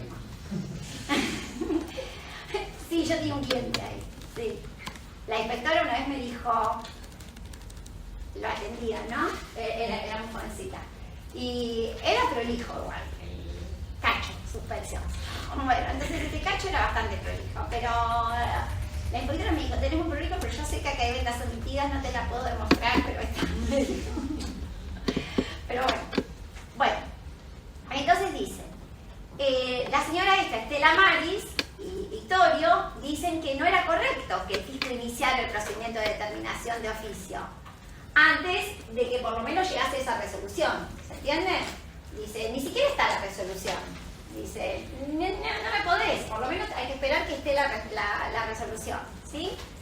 Entonces acá, el tribunal fiscal, que es el que primero opina, porque recuerden que todavía no lo vimos, pero es tribunal fiscal, a ella le inicia la determinación de oficio esa vista, y cuando le va mal, apela al tribunal fiscal, ¿sí? ¿Se entiende? Es decir, porque le hace la resolución, le inicia el procedimiento. Entonces dice, el fisco consideró que la responsabilidad solidaria nace una vez que el deudor principal ha sido intimado previamente, es decir, o se le inició la vista, o bien tuvo aquella intimación administrativa de pago, y que la deuda le será requerida al solidario cuando aquel no pague. Sin embargo, dice el tribunal, tal circunstancia no impide que la DGI puede iniciar y llevar adelante la determinación de oficio al solidario, ¿sí? Dado que es la condición legal para que después pueda exigir su pago. ¿Se entiende? ¿Sí? Es decir, está bien, no voy a embargarte, no voy a hacer nada, pero tengo que iniciarte el procedimiento de determinación de oficio para darte la oportunidad que te defiendas y no tengo que esperar a que exista esta resolución. ¿Se entiende? No. Entonces, de acá, con este fallo, llegamos a la conclusión de que el fisco no tiene que esperar al dictado de la resolución del procedimiento que le hacen al principal para iniciar al solidario. Van juntas. Después, la otra va a quedar esperando, va a quedar en cola de espera, pero iniciado puede estar. ¿Sí? Ella acá cuestionaba que se lo hubieran iniciado. Llega a la corte este tema y la procuradora amplía, es del 2004 esta causa, y dice, no hay ningún obstáculo para que el fisco comience el procedimiento de determinación de oficio con el objeto de verificar la responsabilidad personal y solidaria a la que alude el 8, porque dice, a lo mejor también el solidario se defiende diciendo que ella había ejecutado bien su trabajo, ¿se entiende? Y demuestra también que no tendría responsabilidad. Si se muestra que ella no tenía responsabilidad, después por más que falle contra el principal, no queda, ¿sí? Dice, las resoluciones administrativas por medio de las cuales se determinó la obligación de oficio de los recurrentes como responsables solidarios frente al IVA han sido correctamente emitidas si había intimación de pago notificada al deudor que no había sido cancelada. En este caso, no venían de una DO, seguramente venían de una intimación, ¿se entiende? Administrativa, pero para el caso es lo mismo, como dice la ley. ¿Se entiende, gente? ¿Sí? Bueno, entonces acá ya concluimos que se le puede iniciar en paralelo. No lo pueden embargar a los dos. Al deudor principal sí lo pueden embargar en este caso, ¿me explico? Porque era una intimación de pago. Y el fallo que lo completa es el que sigue, que es Bruti, que es más nuevo. Bueno, acá sigue el de Bruti, pero acá habla de que consideró un acto nulo en un periodo fiscal, porque había aparentemente acá el fisco había algo que todavía había una obligación que todavía no estaba incumplida, pero bueno, ahí tenía un problema lo que el fisco había reclamado, ¿no? Bien, y justamente vuelve a remarcar lo importante, dice, por eso me detengo acá. si Bruti venía por este lado, dice, es imposible que no permitan que el fisco empiece con esta lista antes, teniendo en cuenta que si no hace esto, no puede ejercitar la responsabilidad solidaria. ¿Se entiende? Entonces ahí es donde dice, no se puede quedar cruzado de brazos esperando que esto pase un montón de años por un juicio de ejecución fiscal. ¿Cuántos años tarda? ¡Guau! Un montón. ¿Se entiende? Entonces, mientras tanto, tiene que avanzar. O sea, acá, perdón, la obligación ya estaba determinada. Sí, porque es intimación de pago. Seguro ya estaba determinada en el caso de Bruti, ¿sí? Y ahora después viene Lozano, 10 años más tarde, que avanza todavía un poquito más. Lozano complementa a Bruti, decimos. Y acá es distinto el caso. Lo mismo, están en paralelo las determinaciones de oficio. Y acá el tribunal y la Cámara entendieron que no se podía iniciar el procedimiento al responsable solidario. Pero la Cámara lo da vuelta. Y la Cámara dice, aquel era de intimación y este ya estaban acá, ¿no? Y acá dice, no, dice, de ninguna manera. Si la deuda está en determinación, no como en el caso de Bruti, que era intimación de pago, si la deuda está en determinación y todavía estás determinando el principal, también podés ir contra el solidario. La Corte entiende que es posible que el fisco inicie el procedimiento de determinación de oficio al solidario. Pues dicha norma no requiere el carácter firme de esta resolución de la determinación de oficio, sino que únicamente se le haya acusado la intimación administrativa de pago. De hecho, la resolución esta resolución que le llega, si esta resolución seguro está antes, esta resolución lo intima al contribuyente a que pague, ¿se entiende? El contribuyente no paga porque la pela, pero ¿se entiende? Pero las resoluciones, cuando determinan un ajuste, te determinan el ajuste y te intiman que pagues, ¿no? Te hacen las dos cosas juntas, ya lo van a entender cuando lo vean. Y entonces acá dice, y una vez que ya pasaron esos 15 días de esta resolución, yo tranquilamente no solo puede iniciar el procedimiento de determinación de oficio, sino que inclusive podría hasta dictar la resolución, la cual después va a quedar en espera, ¿sí? Entonces dice, bueno, dice, corresponde interpretar que dicha norma incorpora un recaudo, la firmeza del acto que determina el impuesto al deudor principal, y no, en ningún lado de la ley dice que esta resolución tiene que estar firme. Como diciendo, no importa que esté en proceso, no importa que la sigan discutiendo. Se recuerda el derecho de defensa al director, que eso está perfecto, y tiene que sujetarse a todo lo que dice el artículo 17, ¿sí? Así que bueno, ahí puede avanzar, ¿sí? Entonces, la sentencia de la Corte termina diciendo que el fisco está habilitado para iniciar el procedimiento de determinación de oficio, aun cuando ésta no se encuentra firme. Y también es importante remarcar que iniciar el procedimiento de determinación de oficio al responsable no significa que lo van a intimar al pago, lo que dijimos antes, no significa que lo van a ir a embargar, ¿se entiende? Ahí sí van a tener que esperar que este señor, cuando esta situación termine, no pague. ¿Me expliqué? ¿Sí? Y ahí le da la posibilidad de defensa al coso. Inclusive, si se dictara resolución contra el solidario la puede apelar al tribunal fiscal, pero no lo puede ejecutar. ¿Se entiende? El fisco esta resolución no la puede ejecutar. Bueno, ahí termina. Y finalmente, Una pregunta. sí, Entonces, para que inicie la vista del solidario, digamos, puede ser para el mismo día, sí, cuando quieran, Cuando quieran. consideren que quizás sí. No requiere que esta resolución hay un punto de partida, no. Claro, porque fíjense que era el tema como que la mayoría opinaba que todo esto se tenía que terminar para que recién arrancara a sacar los efectos. ¿Está? Y no hay diferencia si es intimación de pago, que acá sería más natural, porque ustedes me van a decir, chicos, acá ya se sabe cuánto tiene que pagar Adriana, entonces acá ya es más natural que se lo inicie. Pero acá, como cuando hay, acá no se está discutiendo que el impuesto existe, porque ya está determinado. En este caso se está discutiendo si el ajuste existe, como ocurre que el ajuste no exista. ¿Se entiende? Bueno, finalmente, la última habla de los cedentes, que es lo que ya les comenté antes. Si yo me compro el crédito fiscal, soy responsable. Bueno, gente, ¿todo bien hasta acá? ¿Les gustó? No me dicen que sí. Sí. Bueno. Vamos a ver entonces el último tema que nos queda de esta parte, ¿Qué es interpretación?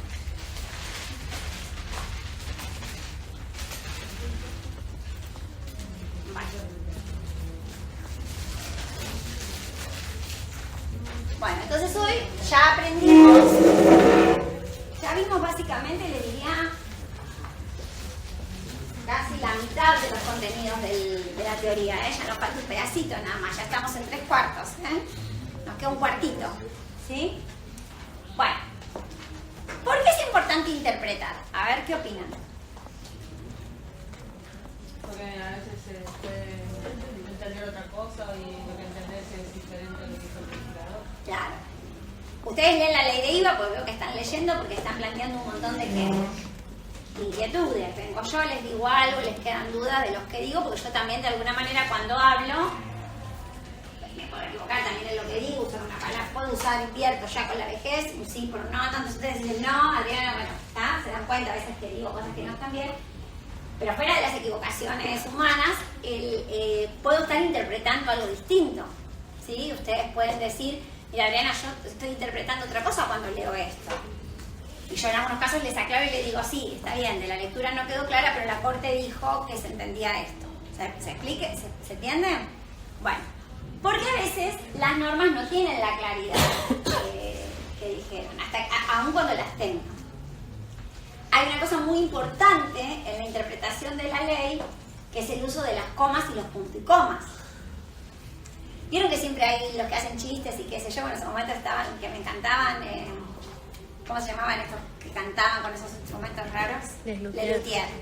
Que hacían la lectura no poniendo las comas y la verdad que el sentido se perdía. ¿No les pasa en el WhatsApp? ¿No les pasa en el WhatsApp que no se entiende nada de lo que... Y por eso a veces no quiero contestar por WhatsApp porque digo, esto se va a entender cualquier cosa. ¿Se entiende? ¿Sí? Bueno, esto es igual.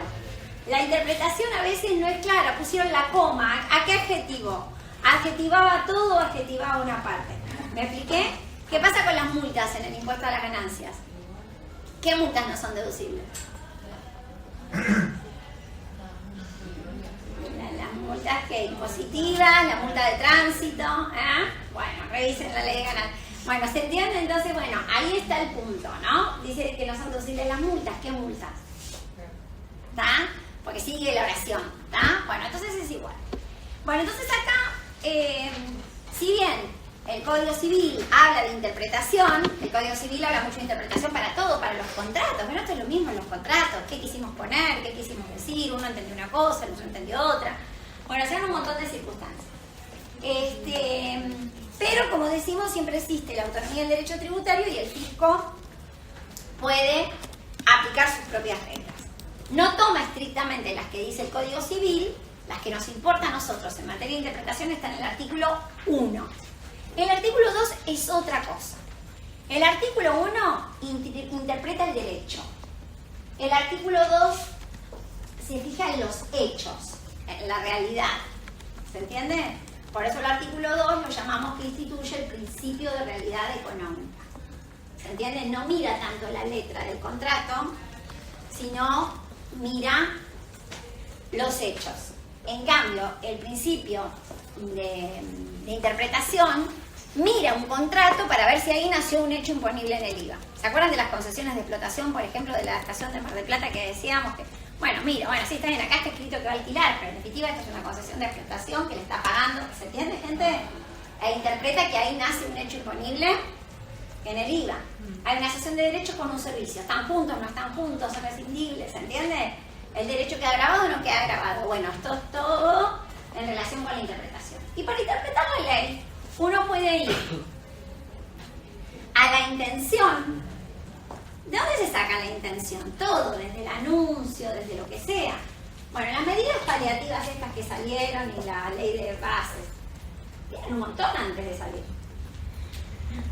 La reconstrucción histórica, ¿por qué se pone la ley de bases? ¿Por qué se pone la ley de medidas paliativas? ¿Por qué se pone la ley de blanqueo? ¿Me explico? Hay toda una reconstrucción histórica que uno... ¿Por qué se puso el aporte solidario y obligatorio después de la pandemia?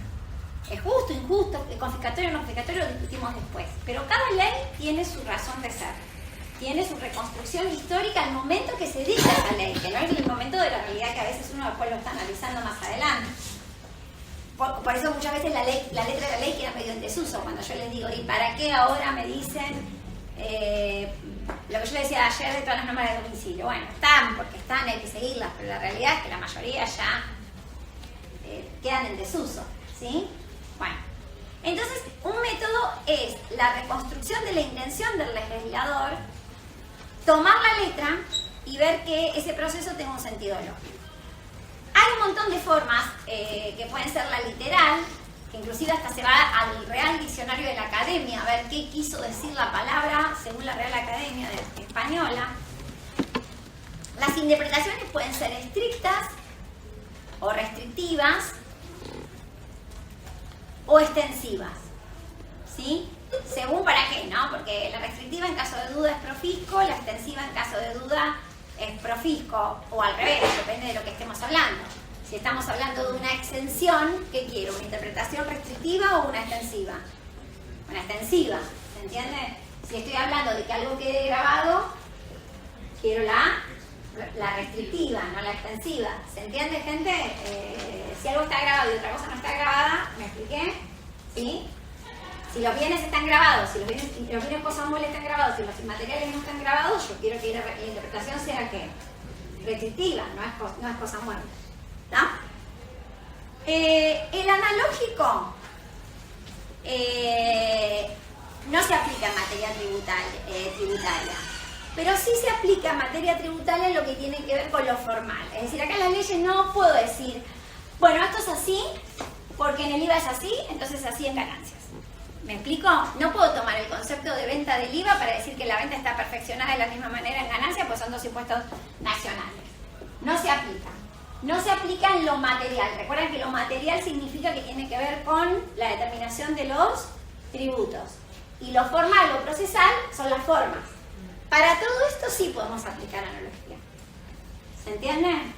¿Se acuerdan cuando yo decía, si el tribunal fiscal da las 2 horas hábiles del día siguiente, ¿por qué cuando respondo a la vista no me dan las 2 primeras horas hábiles? ¿Se entiende, gente? Ahí sí se puede hacer la analogía. En definitiva, en los dos casos me estoy defendiendo. ¿Está bien? Del mismo tema. Bueno, pero no para lo material. Bueno, el histórico va a las discusiones parlamentarias. El sistemático, muchas veces tiene que haber una interpretación armónica. Ahora con el Consejo estamos interpretando y presentando cosas que me acuerdo cuando acercamos las preguntas, yo ponía, por el juego armónico de que yo tengo que presentar una declaración jurada original o rectificativa para meter en la moratoria, no puede ser que la rectificativa sola condone los intereses de los anticipos omitidos y la original no, porque le metieron solo la palabra rectificativa, ¿me explico? Pero no pierde armonía si los dos debemos lo mismo, ¿se entiende?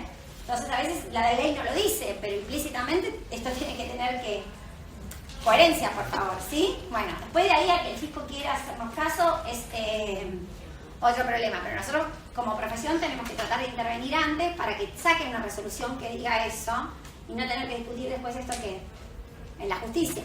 ¿Se entiende, gente? Puede pasar que el fisco no intime y borre todos los intereses cuando me metí en moratorio, que empiece a intimar a los que vienen de declaraciones juradas originales. ¿Se entiende, gente? Entonces, bueno, ahí viene la cosa. Está.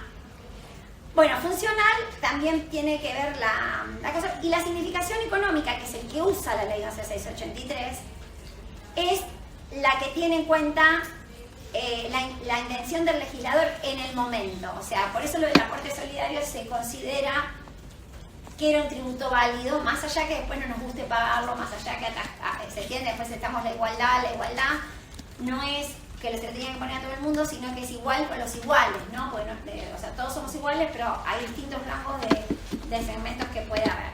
¿Me expliqué? Bueno, y así viene la cosa. Bien. Esta es la interpretación del Código Civil. Habla de las palabras, las finalidades, las análogas, que acá ya dijimos que es solo en la parte formal, en lo impositivo, la analogía en sanciones y en lo que es material no se puede. Y también hay que ver las disposiciones que surgen de los tratados de derechos humanos. El primer artículo entonces busca interpretar el sentido y el alcance de las normas. No hay un método único, tiene que hacerse de forma razonable y discreta según la casuística. Y la Corte admitió distintos métodos. De hecho, como les conté, en algunas sentencias la Corte se siente más cómoda con la interpretación literal súper restrictiva, cuando dice la letra del legislador no merece dudas, no hay que ir más allá. Y cuando hay oscuridad, indagó un poquito más. En cambio, el artículo 2 dice, bárbaro, vos me hiciste este contrato, todo muy lindo. Y de esta situación no tenés que pagar el impuesto.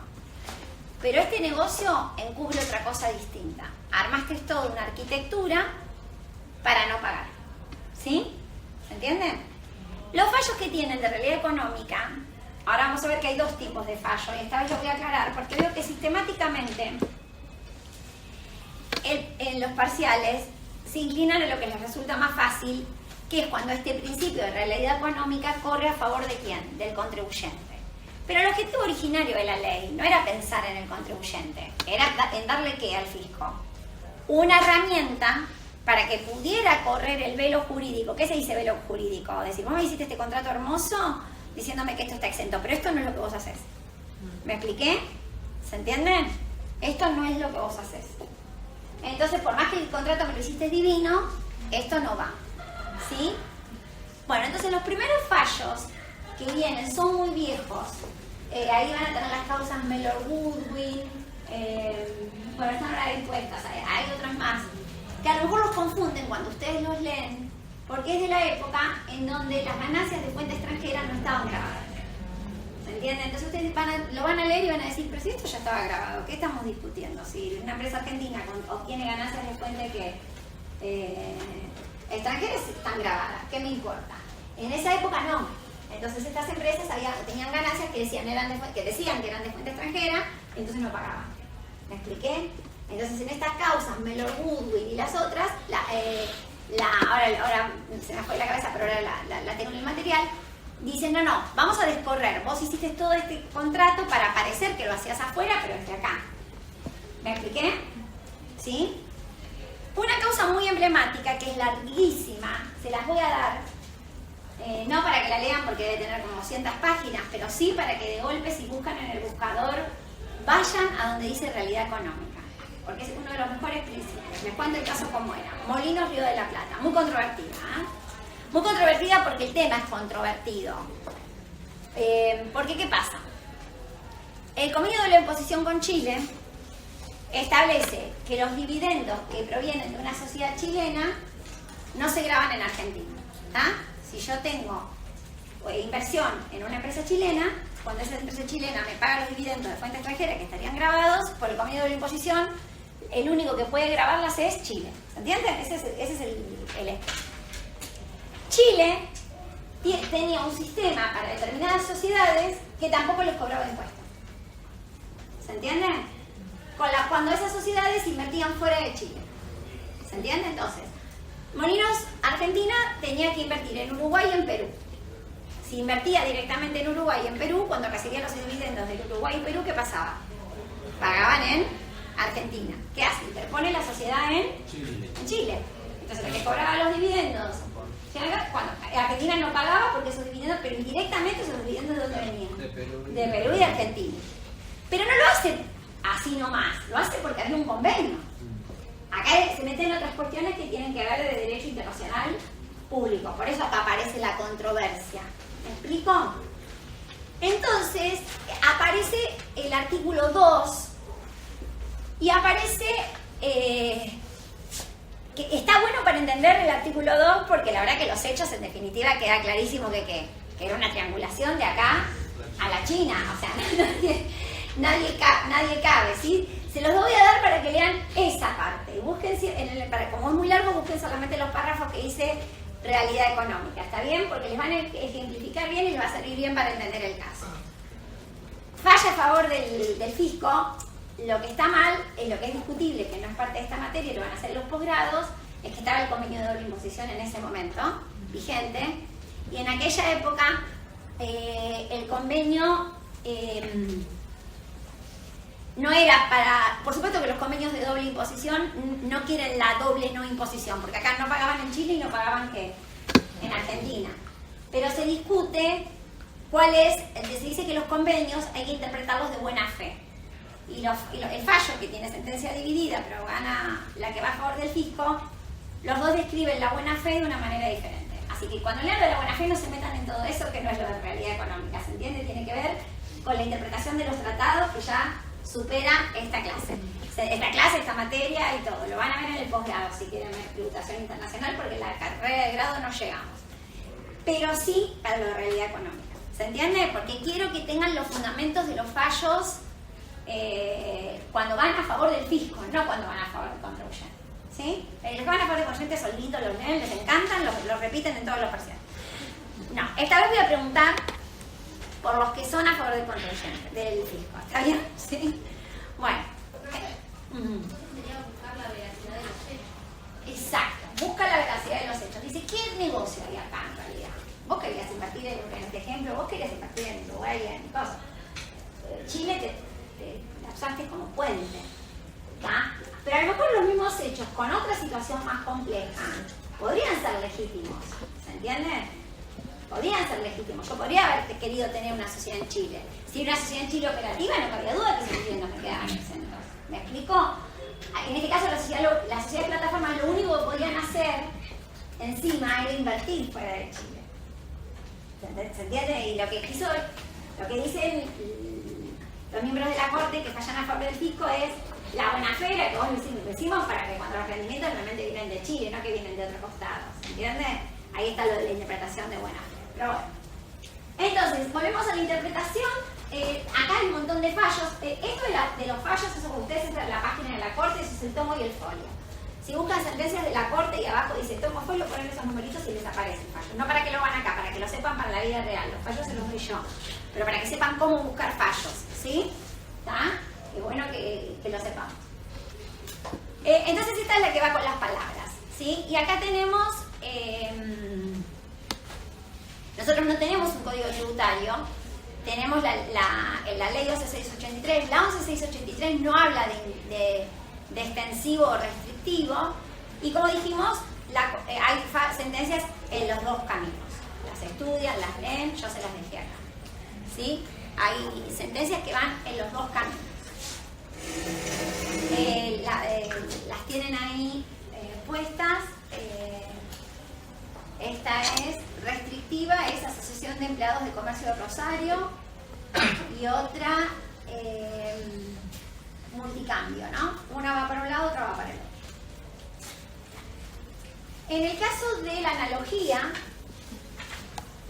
está vedada en materia penal, en todo, no en materia impositiva solamente, no en ley penal impositiva, sino que está vedada en materia penal en el sentido de que el delito tiene que estar bien tipificado. ¿Vieron cuando escuchamos la tele? Que a veces dicen, no lo pueden poner preso porque este delito no está. O si tienen la edad, ¿se entiende? No está, y tienen que inventar delito, tienen que modificar la ley penal y poner un delito. ¿Se entiende? Bueno, el derecho se construye así, a medida que empiezan a pasar las cosas, empiezan a escribir las leyes, ¿sí? Bueno, en este caso, acá ya la Corte entendió que la analogía estaba prohibida a nivel material y sustantivo y en el derecho tributario penal. Estas sentencias de la Corte son muy viejas y ahora ya no hacen falta. ¿Por qué? Porque se modificó el artículo 2 de la ley 11683, que lo dice con todas las letras. ¿Me expliqué? Entonces, ahora el artículo 2 de la ley 11683, acá lo tienen, en el año 2017 le incorporan este párrafo. No se va a admitir analogía para ampliar el alcance del hecho imponible o ampliar las exenciones o definir ilícitos tributarios. ¿Se entiende? En derecho material y derecho penal. ¿Se entiende? Los ilícitos es el penal, lo del hecho imponible y las exenciones es el material. ¿Sí? Y además, acá pone, en relación con la analogía, acá mete el párrafo que hablábamos el otro día de las consultas vinculantes, ¿se acuerdan? Acá es donde se mete el párrafo que dice, pero como el fisco interpreta, cuando el fisco interpreta en un caso concreto, que sabemos que es de alcance particular, el caso concreto es de alcance particular, por lo menos que tachando los nombres de los que consultaron, dé a conocer sus opiniones, para que todos los demás lo sepan, ¿sí? Y ahí es donde el fisco después crea los dictámenes o esas resoluciones, ese que te leí, donde pone su interpretación. Acá tenemos entonces la consagración de lo cual da mayor seguridad jurídica naturalmente. El tema de la igualdad, que nosotros decíamos, viene por este tema de la transparencia, y el tema del principio de igualdad, como yo hablaba del aporte solidario, es tratar igual a los iguales. ¿Se entiende? Si yo pongo un impuesto al aporte solidario para los que tienen ingresos o tienen un patrimonio mayor a 200 millones de dólares, ¿se entiende? El que no tiene plata no es igual, el que no tiene ese patrimonio de esa magnitud no es igual al que lo tiene, ¿se entiende? Entonces ahí no se está quebrando el principio de igualdad, ¿me expliqué?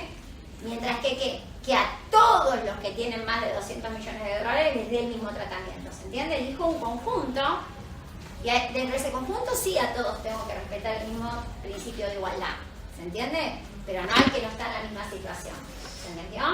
O cuando decimos, bueno, la leche queda exenta para si es el consumidor final, ¿me explico? Y si no, queda grabada. Bueno, son conjuntos distintos de sujetos, ¿me expliqué? No, analógica es decir que es parecido. Y porque se dijo algo en otra cosa, claro, ya eso es analógico. Bien. Bueno, acá el tema de la publicidad y demás, ¿sí? Bueno. El histórico va como les contaba, va a la discusión parlamentaria. Y se queda más que nada valorando esa situación, ¿no? ¿Qué pasó en el momento que se dictó la ley? ¿Qué situación tuvo? La Corte reconoce que también la Corte no se queda muchas veces en el sentido literario estricto.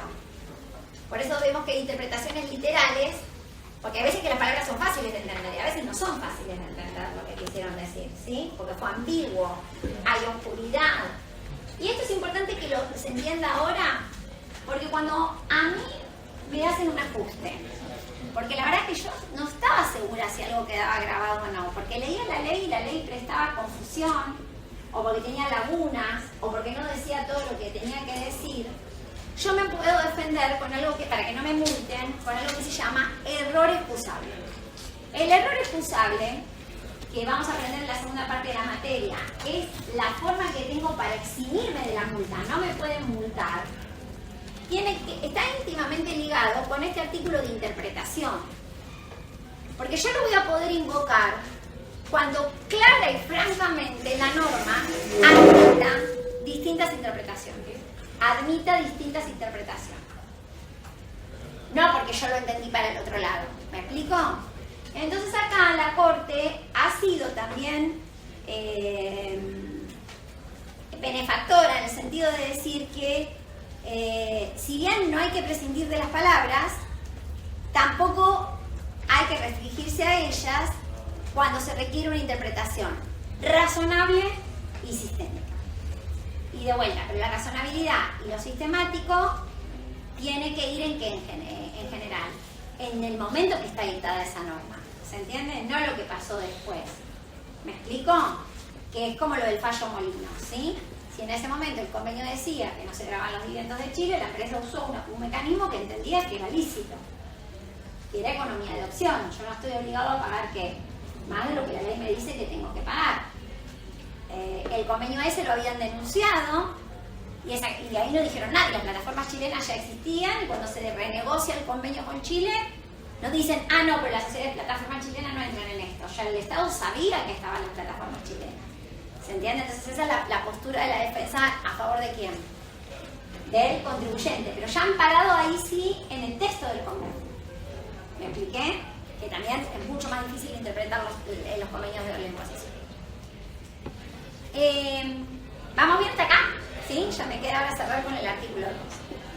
Bueno, entonces vamos bien, estamos todos hasta acá, con la interpretación, con todo. ¿Quedó bien claro lo de analogía, lo de la letra, la literalidad que va extensivo o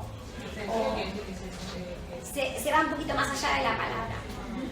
Y restrictivo, que se dice. Claro, cuando es taxativo enunciativa, el del 1 al 20 es lo que dice y punto.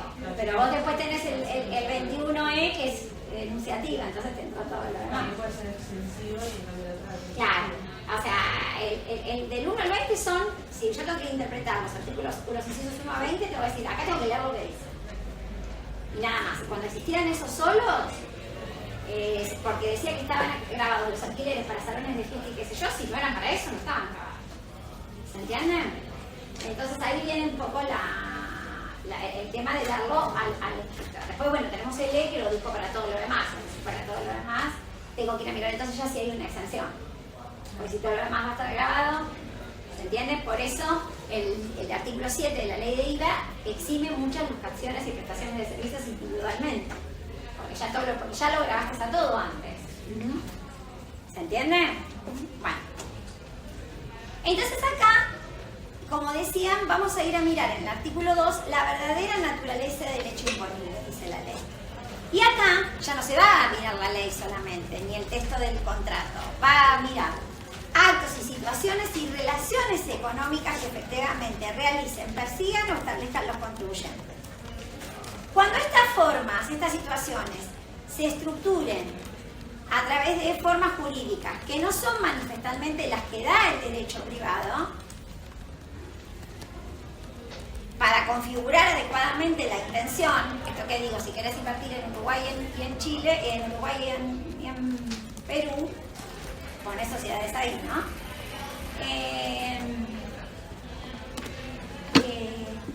Se prescindirá, acá es corro el velo, es decir, hago de cuenta que esta estructura que me pusiste no existe y analizo el caso como si fuese directamente desconociendo la forma que implementó el contribuyente.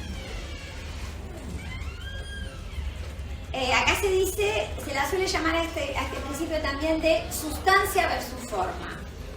Es decir, ¿qué hay adentro de verdad versus lo que dice la ley? ¿Sí?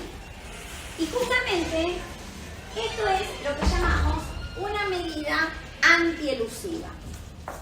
¿Cuál es y acá me lleva a tener que explicarles la diferencia entre elusión y evasión. ¿Cuál es la diferencia entre elusión y evasión?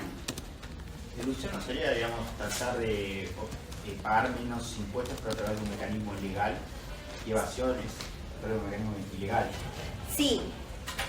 El pagar un menor impuesto bajo un mecanismo legal, totalmente legal, se lo llama economía de opciones. ¿Sí? Yo no estoy obligado a elegir el camino más caro si puedo elegir el camino más barato.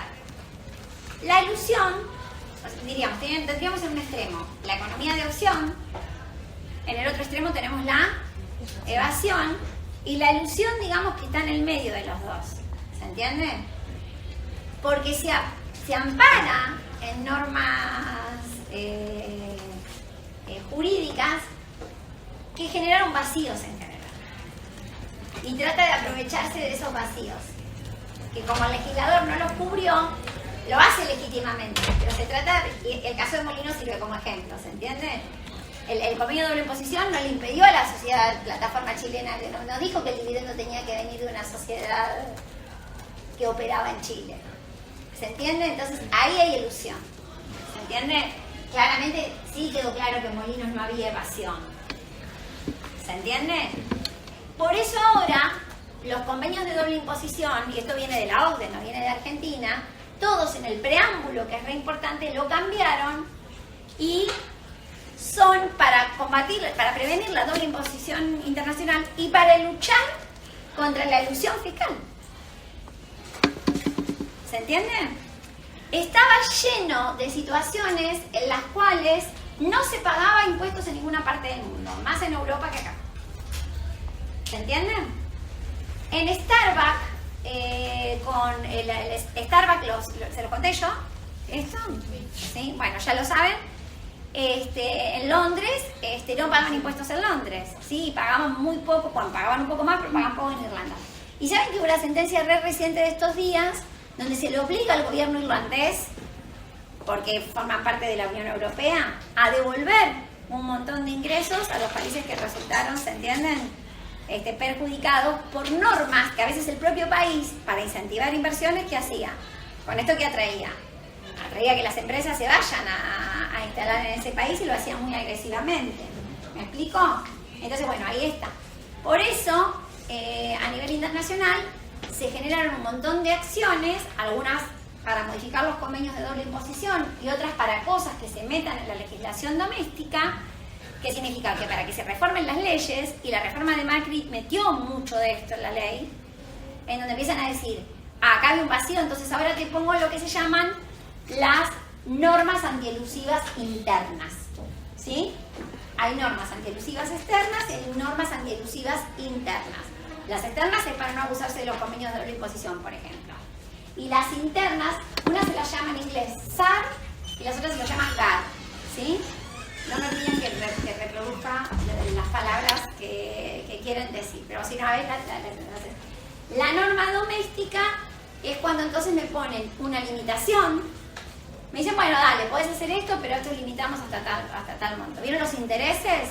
En el artículo 85A de la Ley de Ganancias, que tienen límites.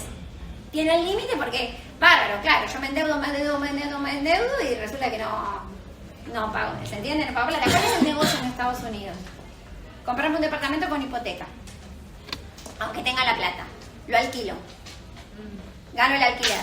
El alquiler me alcanza para pagar los intereses del préstamo. ¿Cuánto pago de ganancias? 0.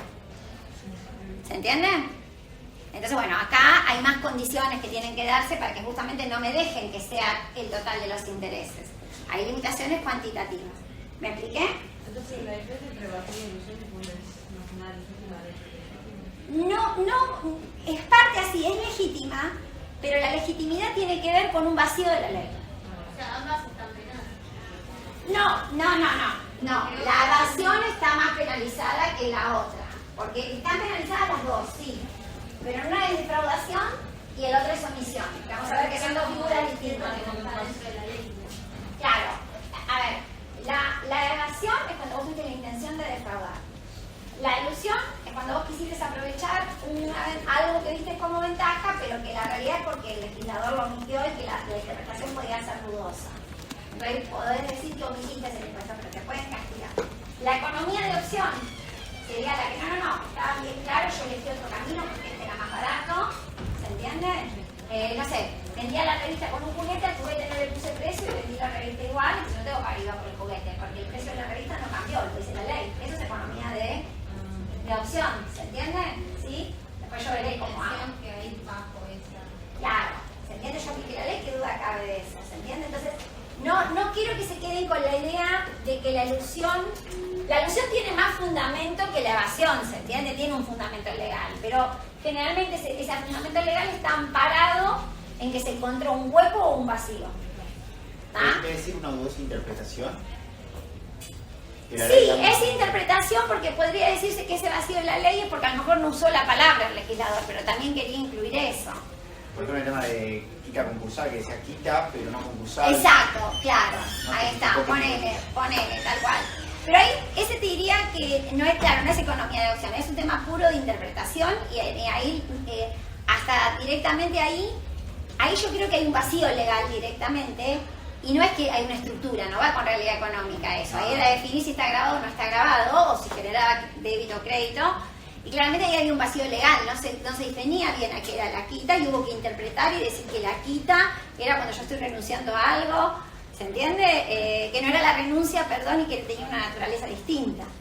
Es como cuando en ganancias discuten en la morosidad el malo crédito y el incobrable, son dos cosas distintas. Los malos créditos son aquellos en los cuales todavía no se produjo el vencimiento y no me pagó porque sé que está demorado, pero yo me va a pagar, y el incobrable es el tipo que ya le mandé un montón de cosas y no me paga. ¿Se entiende? Entonces, ahí, y las condiciones para deducirlo son distintas en los dos casos. ¿Se entiende? Lo que ahí te pueden decir es que tuviste que no hay sanción porque es error excusable. ¿Se entiende? Cuando se asimila más a ese, ahí sería error excusable. Bien. Bueno, naturalmente si estamos hablando de evasión, ilusión y lo otro es porque va más allá de entender si está grabado o no está grabado. Es porque está como artificialmente planeado algo. ¿Está? Bueno, vamos a terminar lo poquito que falta. Tiene que ser usado con mucho cuidado, dice la ley, porque no hay que crear hechos imponibles por esto, ojo, la misma ley lo aclara, ojo, fisco, no venga usted acá con este artículo a querer crear hechos imponibles donde no hay, ¿sí? Porque también el fisco se puede abusar. Se tiende que atender a la realidad, lo que quiere es anular la simulación. Ven que acá habla de simulación, no de encontrar un hueco en la ley. ¿Sí? Si bien lo usa mucho el fisco a su favor, también el contribuyente lo puede usar a su criterio. Para que sea de aplicación este principio se requiere que las partes tienen que estar haciendo un negocio jurídico diferente al que habitualmente utiliza cualquiera. Que el negocio realizado provoque un menor impuesto o ningún impuesto, como en el caso de Molinos. Y que el acto se realice en forma diferente a lo previsto en la norma o que claramente se realice con el propósito de eludir el impuesto o mejorar la carga tributaria. Fíjense que usa la palabra eludir, ni siquiera la palabra evasión. Evasión es otra cosa. Evasión está totalmente a margen de la ley. En la evasión estoy haciendo algo que la ley ¿qué? No permite. La ley no está de acuerdo. Bien, por eso decimos que se admite la economía de opción o fraude de ley. Es que si hay distintas normas para un hecho imponible, yo puedo elegir la económicamente más conveniente. Pero acá no hay tema de interpretación. Bien. La Corte, en este tema de correr el velo, lo llama también teoría de penetración o teoría del órgano, porque es como diciendo voy a ir más allá de lo que dice el contrato, voy a ir más allá de lo que dijeron las partes. Y ahí hay que ver si esta instrumentación tuvo como propósito naturalmente bajar la carga imponible, ¿no? O sea, su principal propósito fue el obtener una ventaja tributaria, no que lo hice porque había una razón de negocio, porque esto es muy importante. Si yo hago algo porque tengo una razón de negocios, es mucho más fácil defenderme de este principio. ¿Me expliqué? Digo, no lo hago para evadirlo. Mi propósito de negocios es este. El propósito de negocios es muy importante. Bueno, acá tenemos la Park Davis, no me acordaba de esa. Estas son las antiguas. Miren los años, chicos. ¿Está? Me van a aburrir cuando las lean, pero las tengo que dar. Porque son los... ¿Ese de Park Davis dónde está? No están en las leyes. No, en las leyes no, pero se los colgué yo seguro. ¿No están? Bueno, después se los cuelgo. ¿No están en la parte de la cátedra del curso? Fíjense de vuelta que quiero que se los puse. Bien. Pero vuelvo a repetir, cuando lean estos tengan en cuenta que en esa época no existía el criterio de renta mundial, si no, no van a entender nada. ¿Sí? Bueno, después, los más nuevos, este ya es más nuevo, este es Autolatina. ¿Quién es Autolatina? ¿Qué fabrica en Argentina? Ya no saben. Son chiquitos ustedes. Fiat. Era la fábrica de Fiat, cuando se había unido con Ford. ¿Sí? Se llamaba Autolatina. En un momento se unieron Volkswagen y no me acuerdo cuál otra, y Fiat y Ford, y esta era Autolatina. Pero acá tenía que ver con los préstamos, ¿sí? Que se recibían. Muchas veces el fisco utiliza el principio de realidad económica para desconocer que el préstamo era en realidad un aporte de capital. ¿Y por qué lo hace? Porque si el préstamo es en dólares, las diferencias de cambio que después que son deducibles, ¿sí? En cambio, si es un aporte de capital, el aporte de capital ¿cómo se queda? Quieto en pesos y no existen diferencias de cambio. Entonces, cuando el préstamo permanece mucho tiempo y nunca se devuelve, el fisco dice, mira, vos dijiste que era un préstamo, pero acá hay vocación de permanencia. El que te prestó no está para nada interesado en cobrar. Pasan los años y vos no le devolvés. Y acá en este caso Autolatina demuestra que sí podía devolver. ¿Se entiende, gente?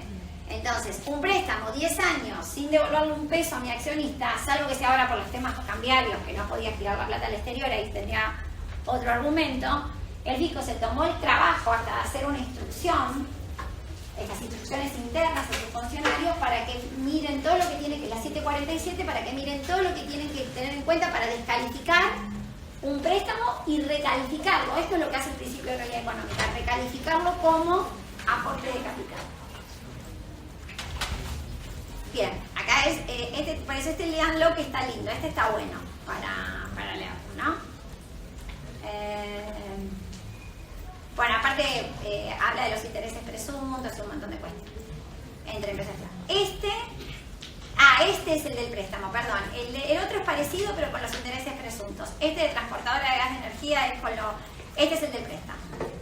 Este es el préstamo versus capital. Este es del año 19. Estos dos, bien leídos, ¿eh? El que dije acá. Autolatina y transportadora de gas de energía. Y el otro, que está a favor de los contribuyentes, que les encanta y que lo ponen en todos los exámenes, pero yo no lo voy a preguntar para que no me lo sigan poniendo, ¿sí? Es este caso de un abogado que era monotributista y lo excluyen del monotributo porque el sueldo de la empleada, a los gastos que él tenía, superaban el valor de lo que facturaba. Pero resulta que este señor, los gastos de la empleada los compartía con 2 colegas. Entonces él, aplicando el principio de la realidad económica, dice, no, mira, tomame la tercera parte, porque mis colegas me reintegran ese gasto. Vieron que hablábamos de los famosos reintegros de gastos. Y bueno, como empleador puede haber uno solo, no lo podemos tener los 3 a la única empleada, pobre empleada que tiene que trabajar para los 3 abogados. Se da esta situación. Les encanta a ustedes, como que va a favor del contribuyente, ¿sí? Bueno, herramientas finales. Y ya nos vamos, son y 55. Es una herramienta legítima para que el fisco pueda realizar el control fiscal, admite la economía de opción y en la mayoría de los casos, si bien opera a favor del fisco, tenemos todavía muchos antecedentes que van a favor del control. Bueno, gente, ¿les gustó? Bueno, descansan de mi presencia la semana que viene. El sábado, si dan clases, da Edu, pero no sé, voy a preguntarles si quieren clases ustedes el sábado o... No, descansen, estudien, dale. Después siguen para las cosas, dale, están avanzando. Nos vemos el miércoles virtual. ¿Sí?